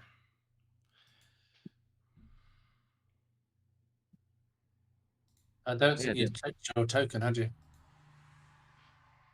Oh, wait, it says, do you want to send the results to Roll20 turn tracker?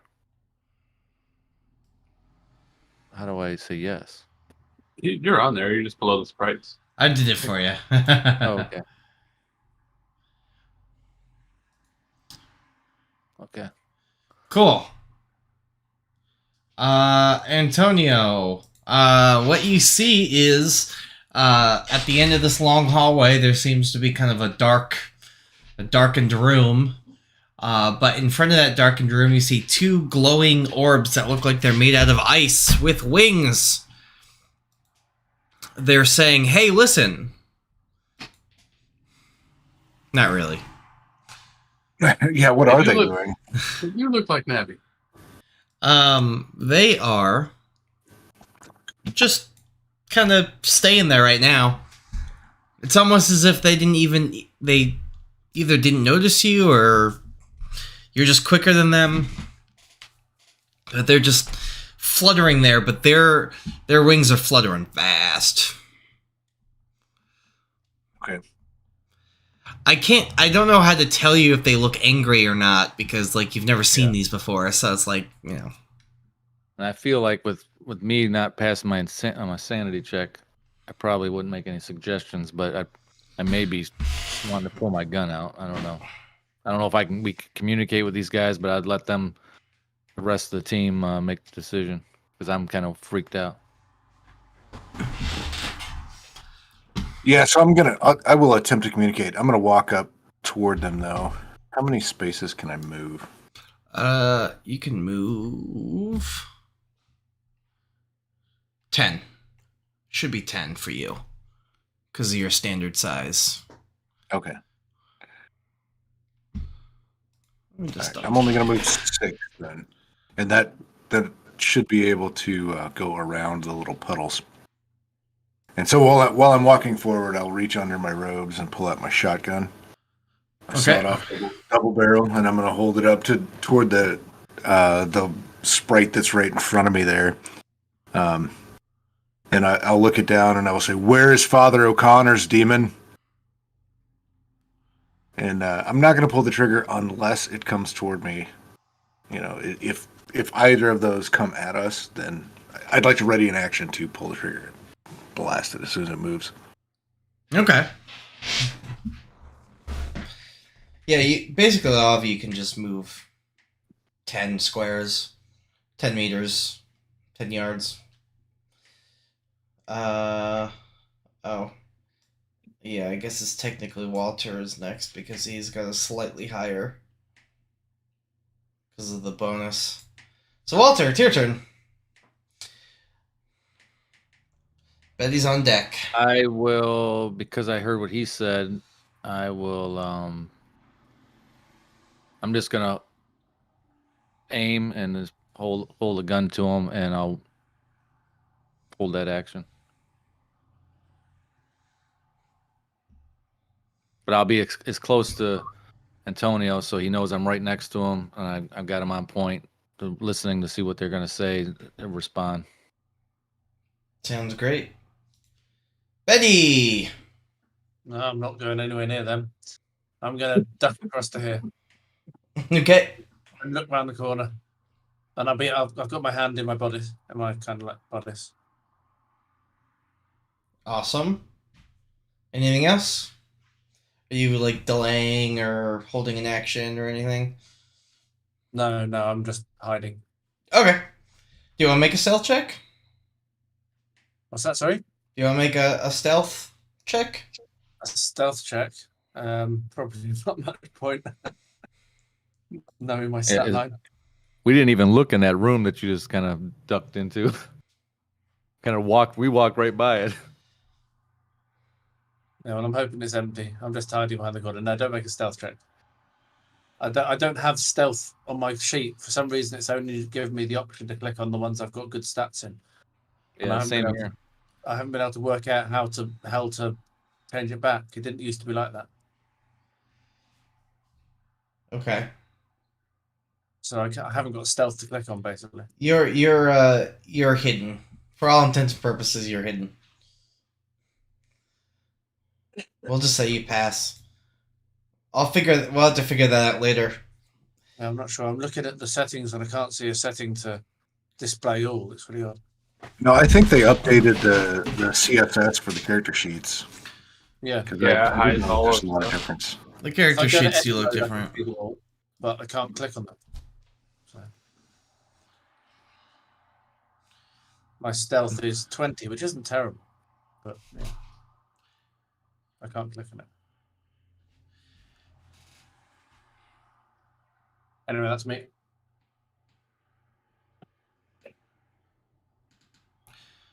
Finn. So the measuring tool still shows feet, not Yeah, yards. that's How a many lie. Don't squares- listen to it. Yeah, how many squares is yards? And One square is a yard, basically. That's how we're doing it. well, I already had my gun out, so I'll just take the preacher's lead there and kind of scoot towards the corner, but draw down on them if they act in a threatening manner, then I'll shoot them. Okay.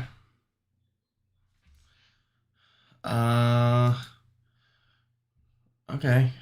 So I guess your guys's things are gonna go off because Ice Sprite 1 is moving towards Walter. So in theory, it's trying to get here. Okay. Yeah. So yeah, as soon as it takes that first step, I'm gonna let loose both barrels. Okay. Same here. If it didn't speak or say anything and it just approached us, Yeah, it's just going for you. First round. Second round. It's an extreme. I got an impale. combat. Nice. Let's see here.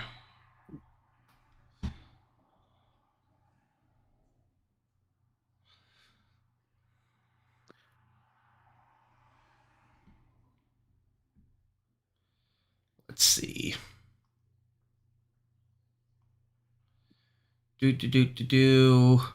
Yeah, your shotgun kind of just goes off and it just blows this thing to Kingdom Come.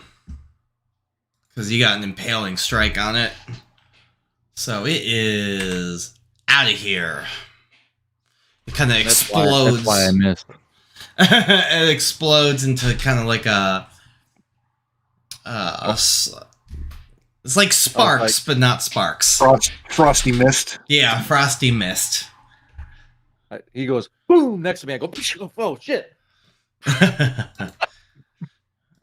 We have this second ice sprite though that is also trying to move up. It's not good.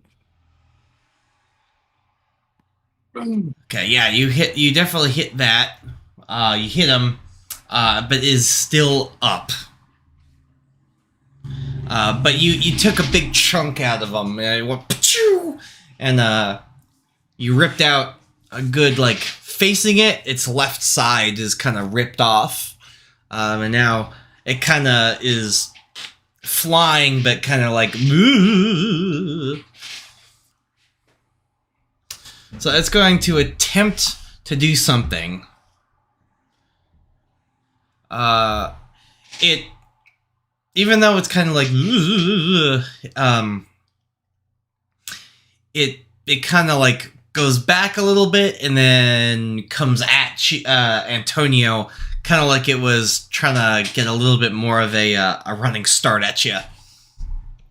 It looks like it's coming right for your chest, like it wants to fly into you. So let's see how that is. Okay, that damage die is not right. You did not take 20 points of damage. Dead. That's not right. You are going to take 4 points of damage, though, as this thing slams into you, and you feel like your insides turning into icicles.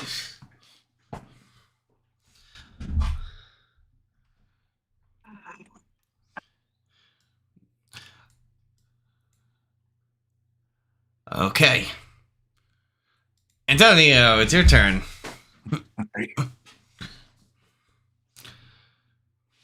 Okay, I'm not familiar enough with combat rules in Call of Cthulhu. What I want to do is back away from this thing. Okay. In between my screams, I'm going to say, Finn, help us out. I'm going to back up to about here, and I want to start reloading my shotgun. Yeah, you can reload it and shoot too. Oh, really? Okay. Yeah. Because you didn't use your full movement, so I'm kind of letting you get away with doing kind of like a fast action. Okay, then I'll roll back around and light another round off.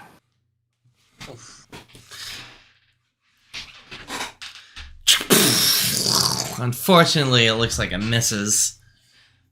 A little distracted with my guts turning to ice. All right, it's my turn next. I can't miss. It's right in front of me. I better not. I will take a shot at it. Okay.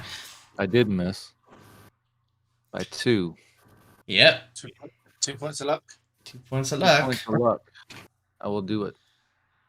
Okay. Your 2 points of luck.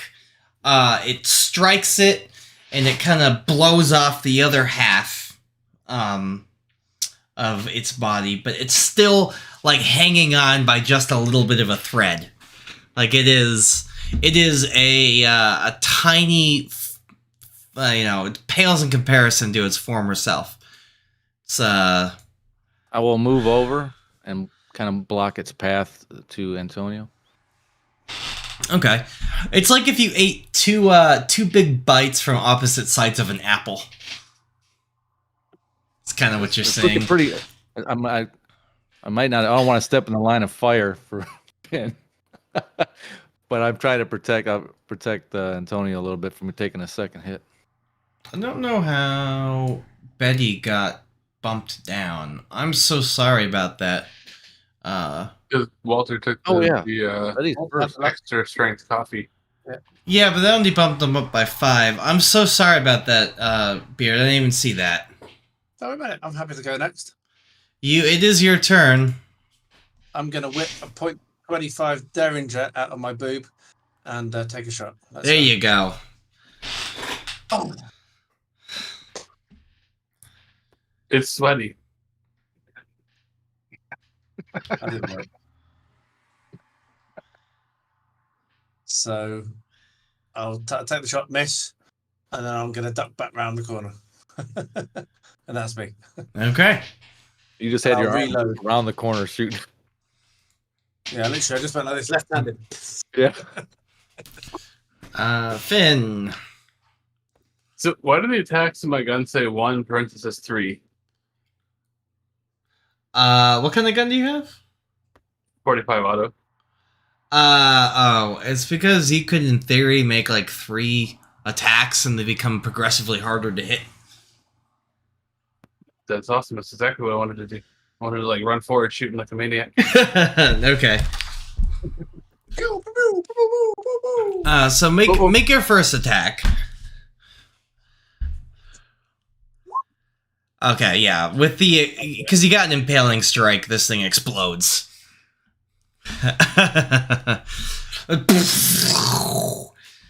And it showers Walter Kovacs in a mist of cool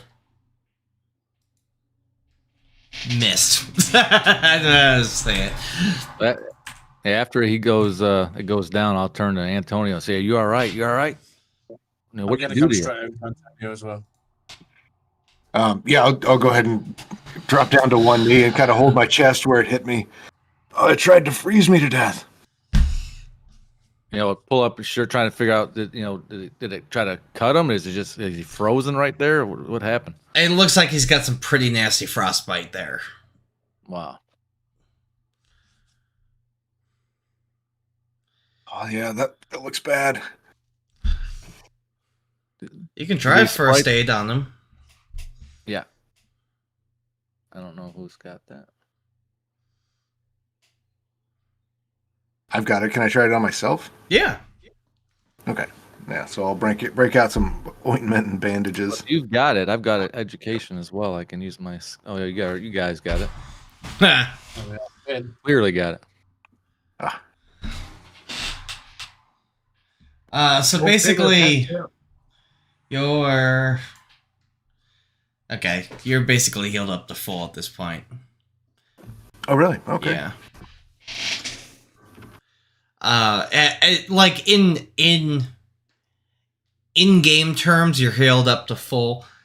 Basically, you still feel, because like injuries and stuff, like you could be healed, but like it'll still hurt for a while. So, in theory, your hit points are back to normal, but it still feels like crap that you got hit with like a bowling ball filled with ice in the chest.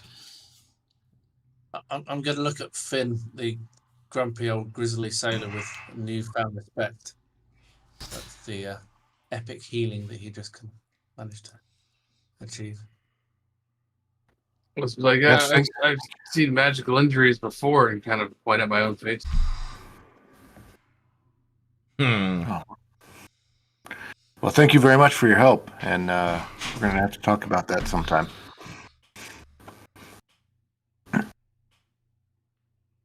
So I'm feeling a bit better. Let's see if we can find any information on the real Father O'Connor. Yeah, so we'll look round. Yeah, I head down the hall to where the sprites were kind of like either positioned or defending or hanging out. Okay. I won't make you make a sanity check because you've kind of already seen this kind of stuff. But there's definitely what once was a whole frozen Father O'Connor's, who looks like has been frozen and shattered into a couple different pieces. So there's like a head and there's some arms and some viscera, but all kind of cold and shattered. I look at one of them and I say, "Clown!" Oh boy. I lose some more insanity, man. No, you didn't have to make a sanity check. You're good. Oh, I thought you said I did. I'm sorry. No. Because you've already seen a lot right now.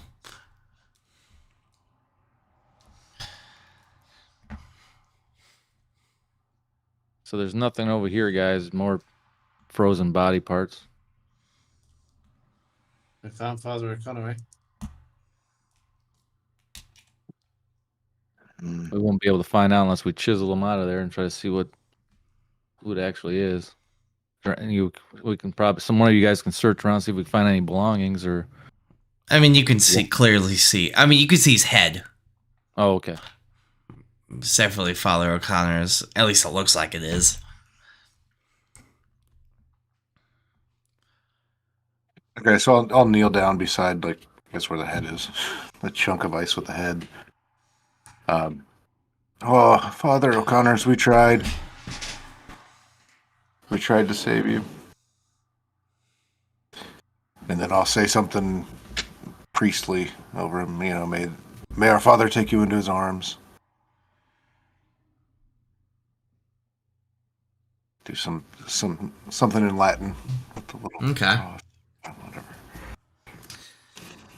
And Jesus wept. Got any holy water, Father?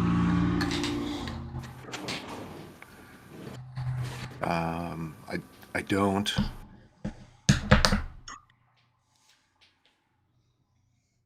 But I can make holy water, right? Like if we have water, I can just bless it, right? Sure can. Yeah. Humana, and I get out my bottle of Dasani. Well, how do you make holy water? Holy in the granny. You boil the hell out of it. He's got jokes, people. yeah, he does. Oh, and we lost our one Catholic viewer. Just can't wait until he starts telling them. I accept full responsibility. What's the thing to remember the sign of the cross? Like wallet, watch, spectacles, testicles, or something? What? Yeah, I think it's spectacles, testicles, wallet, watch. I'm not sure. Something like that. Somebody did it in a movie because it's funny, but it's actually a good way to remember it if you can remember the thing, which I can't apparently. Yeah, I've never heard of it. And I grew up Catholic. Really? Yeah. Oh well. All right. So what would you guys like to do? So who's got the torch? Is this place, the upper floor lit It's up not. anymore? It's not lit up more than what the church or the torch has. All right. We're I gonna say we have a look search this around. place and then we Yeah, get see out of if here. anything else-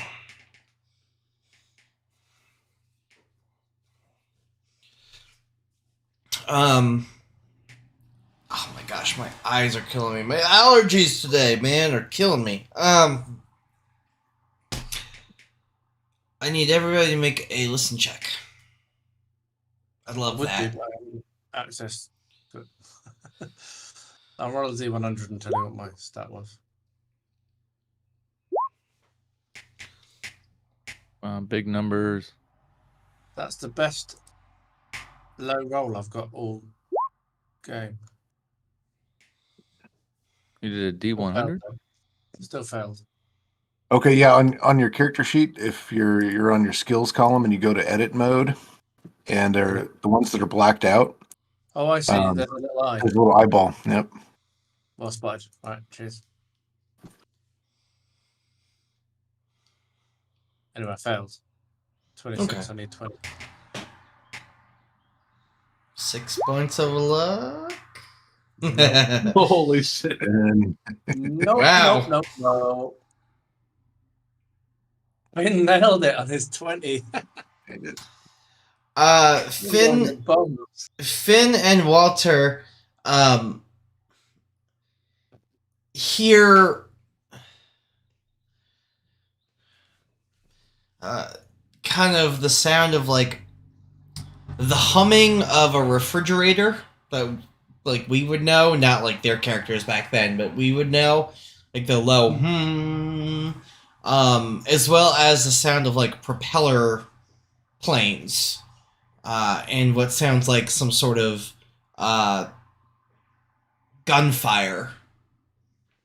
gunshots coming from somewhere up in the sky. All of that is kind of coming from the sky.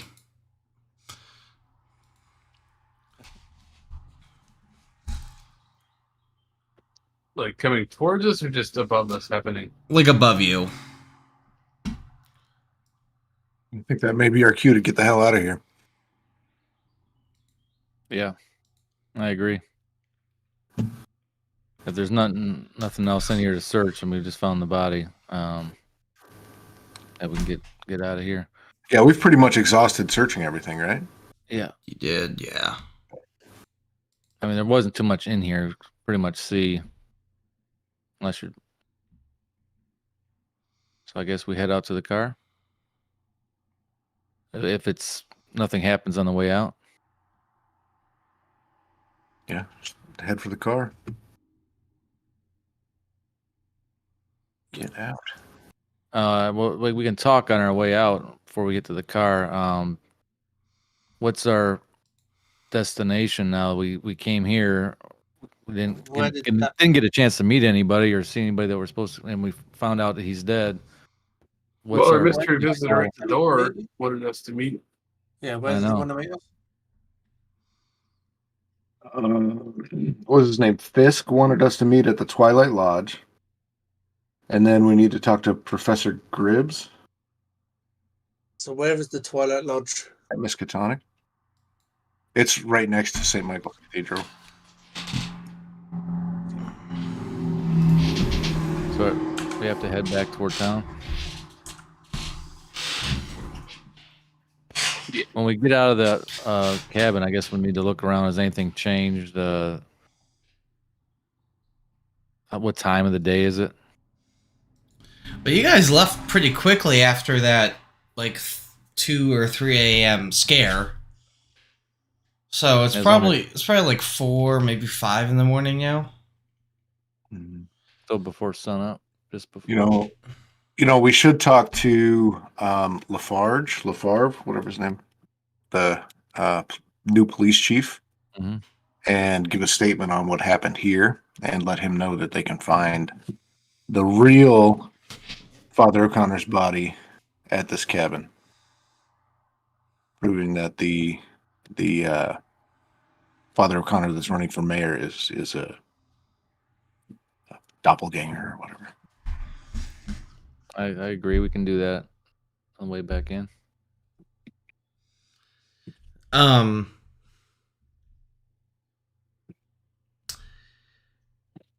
So in the sky, there's. Any of you guys ever watched the old Battlestar Galactica? Yeah. Okay, so there's a ship, there's an object in space that kind of looks like those old Cylon ships. And there seems to be like another like Sopwith camel looking kind of plane up there. And they're like basically imagine them having a dogfight. And the Sopwith camel is making some gunfire, and what looks like lightning and thunder comes from the UFO, I guess is a good way to put it, the alien ship, and it freezes it in mid-sky or mid-flight, and it falls to the ground, and this thing kind of just like flies off. Incredibly fast. Faster than any kind of vehicle you've ever seen fly off. And that's kind of right above where you guys were. Perfect timing again with your description, talking about the sky. And I just had the craziest thunder that just went off. And it was like perfect. It was so beautiful. Okay, so what do we do, guys? I'm just glad that thing didn't see us. Let's get the hell out of here. Yeah.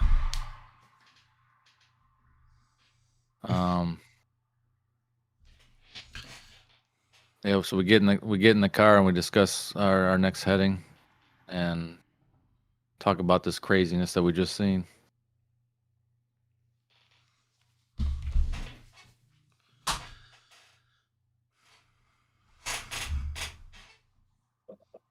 Do we want to head back toward the city or?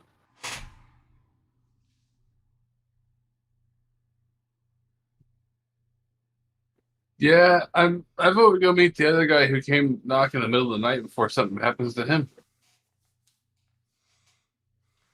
Yeah, that's a good idea.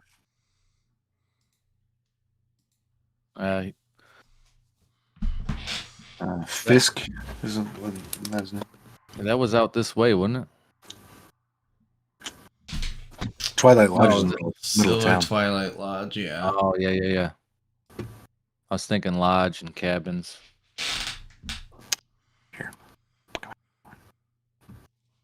All right, so we had our 20-mile journey through the pothole infested roads and icy conditions and cold weather. 20 miles back to town.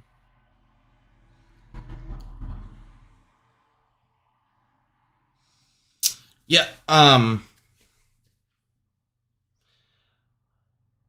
But driving slow, it should take us a little while. The sun might be coming up by then.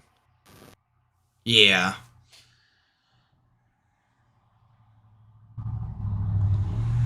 Probably like 6 or so by then.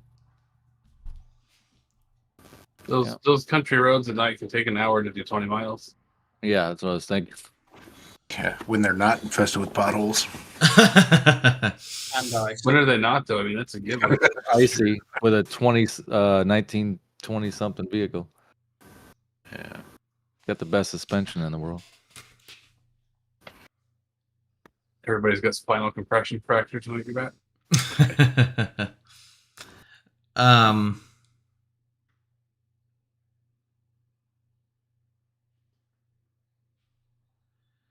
As you drive up, hold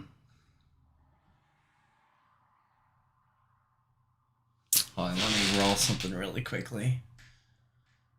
No.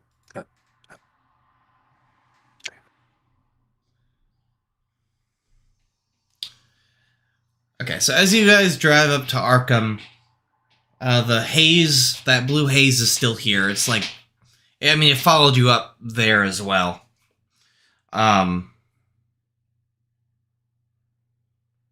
It's getting a little bit warmer here, though. It's not as bad as it was up at the cabin.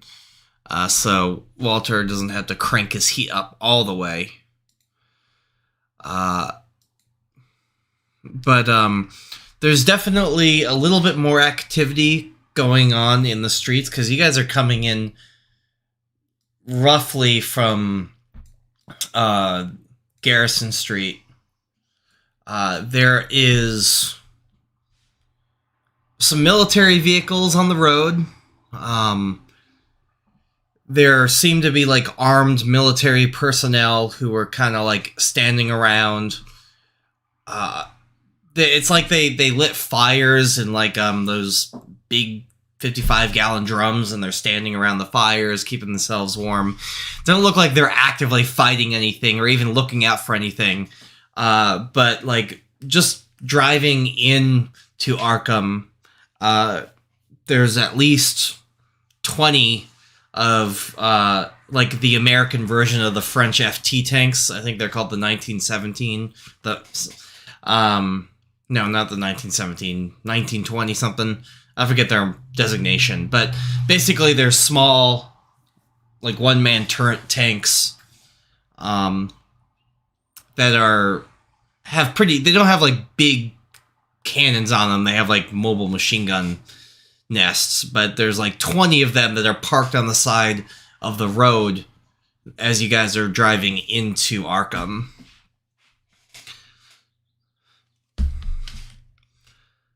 But no one is stopping you. Like, no one is trying to hail you or anything. It's just like you guys are just driving through, I know, like a military camp, but no one cares. And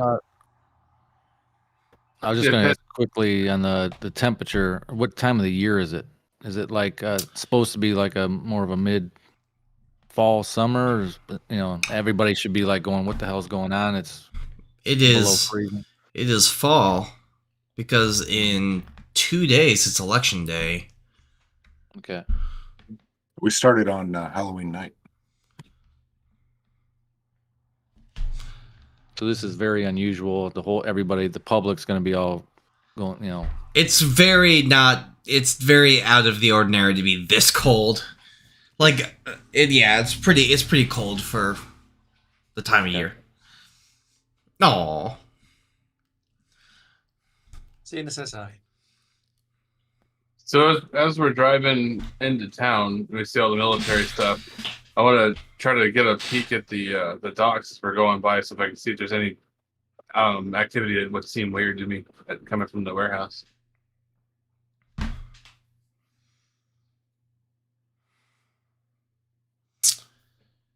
Because I know good and well that most of my coworkers are not exactly above the law there.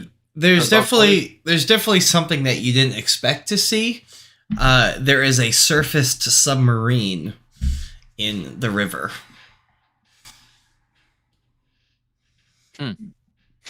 Not that America really has submarines, but come on, this is alternative history. Yeah. Actually, they did have submarines and diving bells in the Civil War. They're goofy and didn't really work, but they're cool. Fair enough. Definitely had them in the First World War, yeah. The Hunley. Or as I like to call it, the Sinky. Yeah, but it's basically like an Americanized U-boat. World War I U-boat. So it's running on diesel, and that's not something that you would think that you'd have ever seen in Miskatonic River. Miskatonic River's deep, but a sub? That's weird. With all this military that we've been seeing, is there anybody we can stop on the side of the road and talk to some military? There's plenty of people on the side of the road who are just chilling, so if you wanted to. Any military? Yeah, oh yeah, they're all military. As we are pulling in past the warehouse and whatnot, if there's some people just hanging out, I might pull over to the side of the road real quick, roll a window down, and ask them what's all the hubbub, what's going on, why is the military in town? I'm not trying to fast talk them. Okay.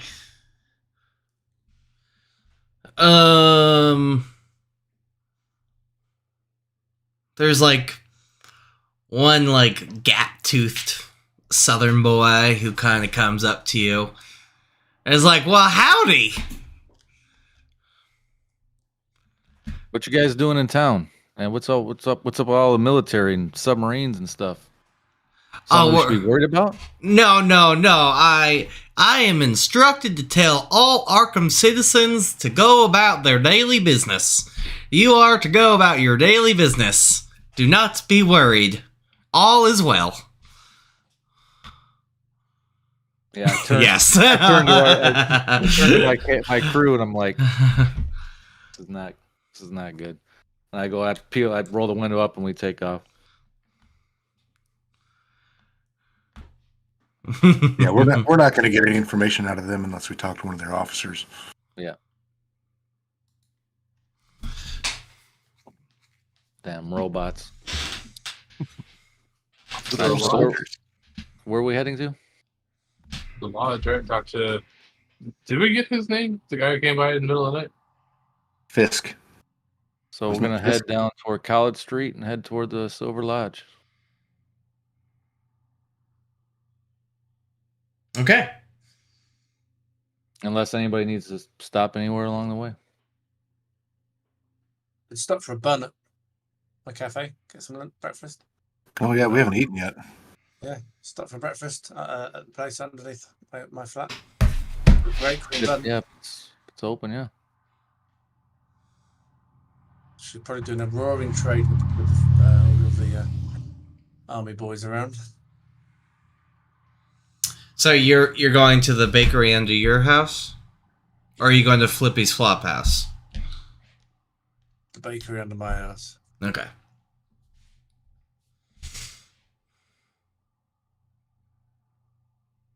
Just get one of those big round sourdoughs all for myself.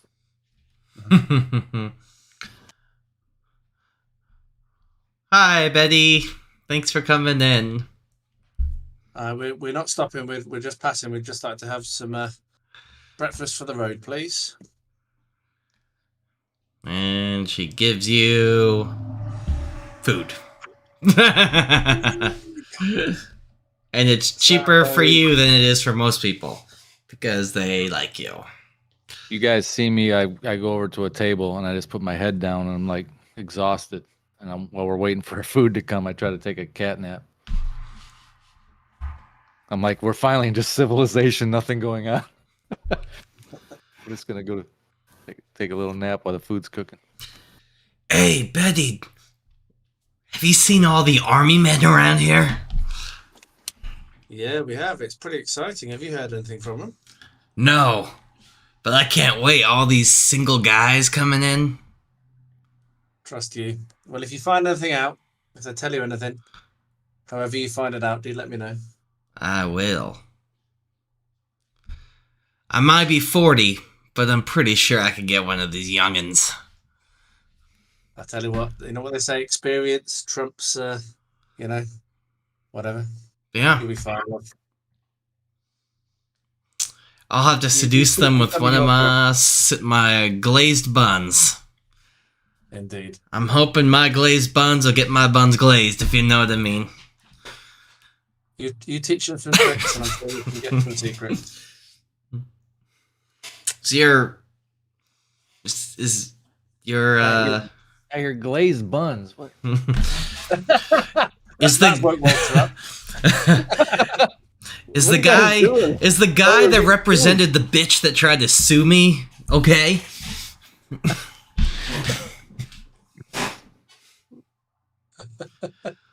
Go back to sleep, Walter. I'll make sure his coffee is extra hot. I wanna ask her if she's got any old leftover stale sourdoughs I could take for the road. Sure. Any friend of Betty is a friend of mine. She gives you some bread. She's happy to see Father O'Connor too. No, you're not She's happy to see the head Wait, of what? Father O'Connor that you Father O'Connor comes in through the door. No, she's happy to see Antonio. Father O'Connor. Antonio just holds up his head. Everyone failed their sanity checks. You're bad. You're bad. She's like, I'm so sorry about the church, Father. It's very unfortunate. I'm sure we'll end up getting it cleaned up shortly. Listen, I'm lucky that I'm Jewish. I mean, we've already paid our dues. Nothing bad's going to happen to us after this, so. Nothing ever, huh? No. All right. Well, I'll take some of that fruit platter there. Ooh, there you go. Well, I hope you boys have a good day. And you too, Betty. Thank you very much, love. Beard looks like he actually is doing what Walter is trying to do. Beard, you look so exhausted, Beard. I'm right there. I'm hanging in there. I've wound the desk up, so I'm stood up, and that's helping. Okay. Well, you tell me if you need me to when we need to be done. I reckon I've got another half hour in me, sir. Okay. Let's keep going. And I reckon we got another half hour. It'd be 4 o'clock my time, which is good because I have a doctor's appointment at 5. Okay.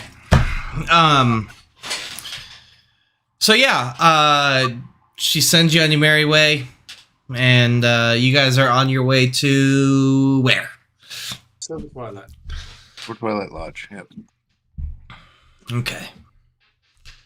Let me show you guys.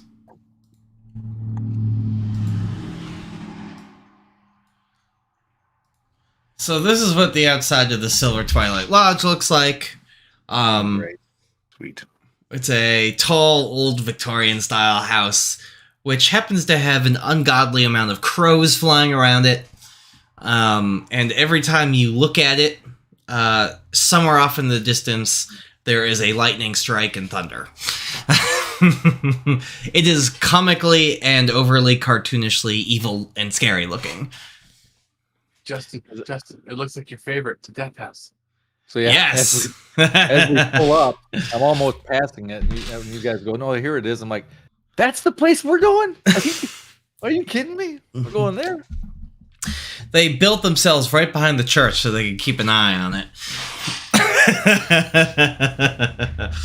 They haven't been doing a great job.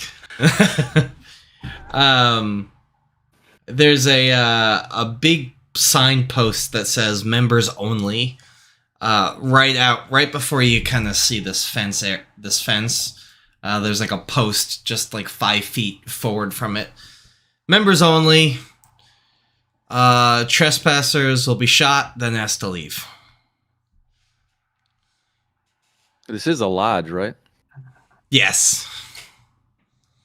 So they have. Well, room- It's like a club. It's like an Elks Club, Elks Lodge kind of idea. Oh, okay. Are there any lights on? Yes, there are lights on the inside. Well, we have an invitation. So Yep. I think we're okay. So I'll walk right to the door, to the front door. I will as well. Okay, yeah, you open up the gate and there's this like they look well oiled and yet for some reason it's really creaky. It just the poor handyman around this place. Actually I'll take I'll take either education or maybe intelligence or from anybody just to kind of heck I'll even take an occult if anybody wants to give me that. Ooh, take that, keeper. Yeah, I love it. Okay, you all kind of know some of this, but Antonio is going to help get you the deeper information. This is for both in-game and also for our viewers. Kind of think of the Silver Twilight Lodge as kind of like the Illuminati of this world. They're a secret society that has been known to deal with like cult activity. They have an interest in studying that kind of stuff. They also they've been accused by many different organizations of, rigging elections, and, they're the ones who started the Spanish flu. There's a lot of, conspiracy theories around these people. They are the ultimate end-all, be-all bad guys that work in the shadows. And, people who come in and out of the Silver Twilight Lodge, and they're always, the hoity-toity, well-to-do, the high society, Finn's boss is a member here. Walter is probably being groomed to be a member here because his old boss or somebody that Walter has worked with or around is here because lawyers are part of this. Martin Tops is part of this. So, and he's the mayor. So, it's kind of like a combination of the Illuminati and the Masons and the Elks Club. Would that play into me? I was just kind of funning around, but you can almost play into that with a little bit with me going, "Oh my gosh, this is the place you were talking about." Yeah, that's perfectly fine. Yeah, I may know some gist of this kind of organization thing. I wouldn't be surprised if, just for funsies. I don't know why I wouldn't want to be in it. We'll say for funsies that your coworker is part of this, your partner. Oh, Tom Hilfiger? Yeah. Yep, and Hull Ister is also part of this. So yeah, I'm sure that they would have mentioned it to you, hey, you should apply to join, and we'll teach you the secret handshake, and you have to wear the special underwear. And what would be the reason why I wouldn't want to? I kind of avoided that. I just because it wasn't me, it was too hoity-toity, or that could be up to you. But it's just because they're surrounded with so much conspiracy and so much. People talk about it in hushed tones. That's being part of it maybe isn't that good. Yeah, I don't know. Maybe you get more clients because you're not in it than your partner. So, are you going to ring the doorbell, or are you going to use the knocker, which has a giant symbol on it that looks like a pyramid with an eyeball in it? I will definitely use the knocker. Okay. You're going to you swing the knocker. It knocks on the door, and then like the eye in the knocker looks like it's mechanical. It whirs and it looks up and down at you. And then it kind of the eye closes. You hear a whole bunch of clicks and whirs, and the door opens. Let me pull you guys over to the interior. Nobody behind it, or is it just open? There's nobody behind it. It just opened on its own. So yeah, I'd be going, hello? I'm just gonna Hello? put you guys right here. So the way it works is that the door opens to kind of like a platform back here, and then the platform has two stairs that lead down into a giant like bar and tap room. This bar and tap room is filled with tables that look like there were, or it looks like they serve alcohol here. There's a bunch of tapped barrels back behind the bar. There's a whole bunch of washed glasses. Actually, there are 4 washed glasses on the table. Or sorry, on the bar itself. Faint music coming from another room somewhere. Can't quite tell where it's coming from, but it sounds like stereotypical 1920s music. And it doesn't have that same eerie feeling on the inside as it did on the outside. Like, it feels really nice and calm in here. It looks like a place that you'd go and hang out and drink with your buddies, even though drinking's illegal. Bookshelves line the walls, and there's some really well-kept plants. Plants that you've never even seen before in here. But there's still some eeriness that the door just opened by itself and there's nobody to greet us. But I would be calling out the person that invited us, even though I know that there might be some people that may know here. I'd be calling out the name of like that guy, Edmund? Yeah. Okay. Just to see if, like, not yelling it like at the top of your lungs, but, anybody? As we kind of walk down the stairs maybe and slowly creep into this place. I'm going to make my way over to the bar and grab one of the glasses and kind of tap it on the bar. Hello?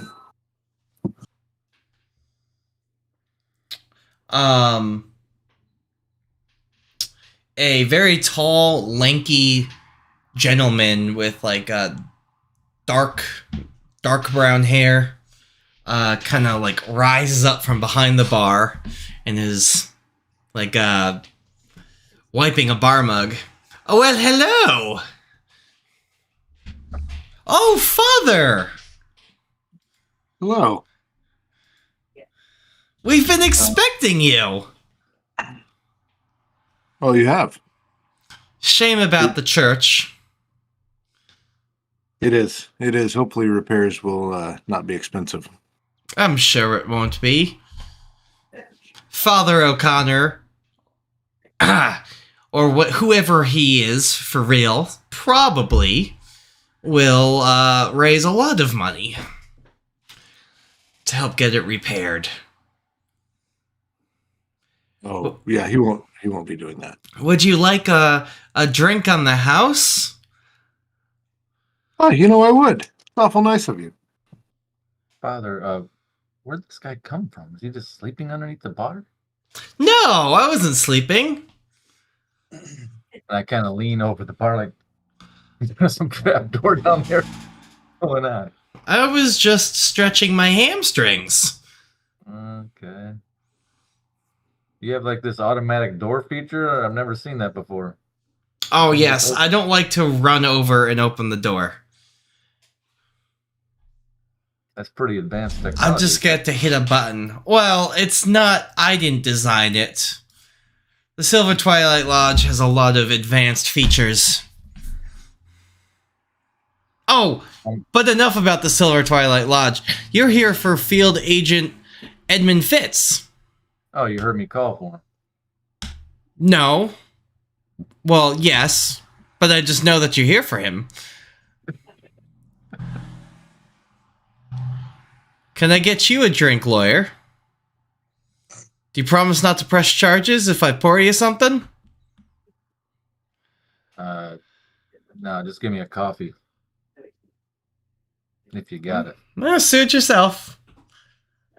Gets you some Kinda pipe coffee. up and be like, put a little extra go in that coffee. Yeah. Oh, okay. Just like what you got from the doctor. Okay. Yeah. I kind of wink at him. Wait, what? I mean, as a nod, like a thanks, put it a little in there for me. No, I'm noticing he knew about the doctor. Oh, Betty! It's nice to see you.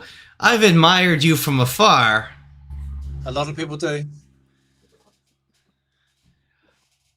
Some say the curvature of Earth is beautiful, but I'd say yours is more. If you got it, you should flaunt it. I'll have a Long Island iced tea, please. Oh, I could get you one of those. Ah, Finn! Your leg acting up still? Always. Anything I can get for you? It's kind of like peer over the bar. What he's got? Like, got any warm pork back there? Warm pork. Port. Warm pork is what they used to call my mom, but I don't think I have any back here. Note to the DM. Yeah. I'm gonna, as I'm sitting at the bar, just take my pistol out and have it underneath the bar, kind of pointed at him, just because I'm suspicious of this guy. Ah. But I'm gonna be super nonchalant about it. Just talk to him like normal, but have it ready, pointed right at him. There's no need for guns. Exactly. What, you seen that? Of course. No, I was saying port, like like where a ship docks, but it's like a red wine kind of stuff you drink room temp. Yeah, not pork. Port. It's Oh. fortified wine. Port. My apologies. I was too busy worried about the gun that was being pointed at me. Here you So go. Are you one of these aliens too? Aliens. You obviously have some superpowers. No, I'm not an alien. You just seen through the table that I pulled out a gun. I'm a bartender in a pretty shady lodge. I like to keep mirrors on me. And like you can see that he points at a mirror that has like he can see under the bar. Just in case anybody wants to do anything fancy. I go ahead and I pocket it because there's no needing it to be out. If he already knows I got it out. Oh no, I'm not one of those special powered people. I just serve them. Oh yeah, this is a Silver Twilight Lodge. We know about most of them. So We wait a can't keep second, account for all of them. The Edmund guy that we're here to meet, is he one? No, He seemed pretty nervous when we met him. he works for the government, but we're kind of he kind of works for the government. But he's kind of working with us right now. Yeah, that's probably the best way I can describe it. Is he here? Oh yeah. Can Do you we want me to see get him? him? Yes, please. That'd be Okay. great. Hey, Fitz! He just screamed really loud. I wish I could do that.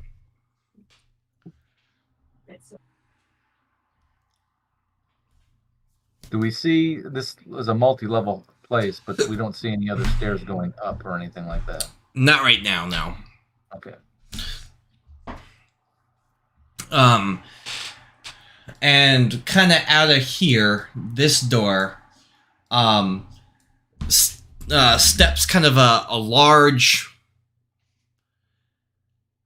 He looks very similar to the to the guy who played the shoot, why can't I remember his name? Not Tom Hanks and not Barry Pepper, but the one who was executed in the Green Mile. He kind of looks like him, that big black guy. Huge guy, yeah. Yeah, Michael he looks. Clark Duncan? What? Michael Clark Duncan, the actor's name. Yeah. He steps out with like a relatively big trench coat, and he's got a revolver kind of on his chest, but strapped against his back is a very large pellet rifle. Huh. And he says, "Thank you for coming." And we're gonna end it there because I gotta pee and stuff. Another cliffhanger. Very good.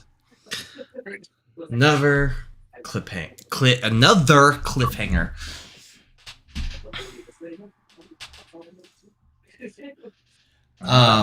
That's good. Good. Betty got a pistol out. Who'd have thought it? I mean, dude, it's his son's birthday. He wants to do presents now. Okay. Well, I want to say thank you to everybody who is watching and who did watch and who's watching this in the past or in the future and the past. Thank you all very much for sticking around and watching us. I'm sure our 4 players are thankful too. Thank you. So my name is Justin, and thanks for watching. And as always, game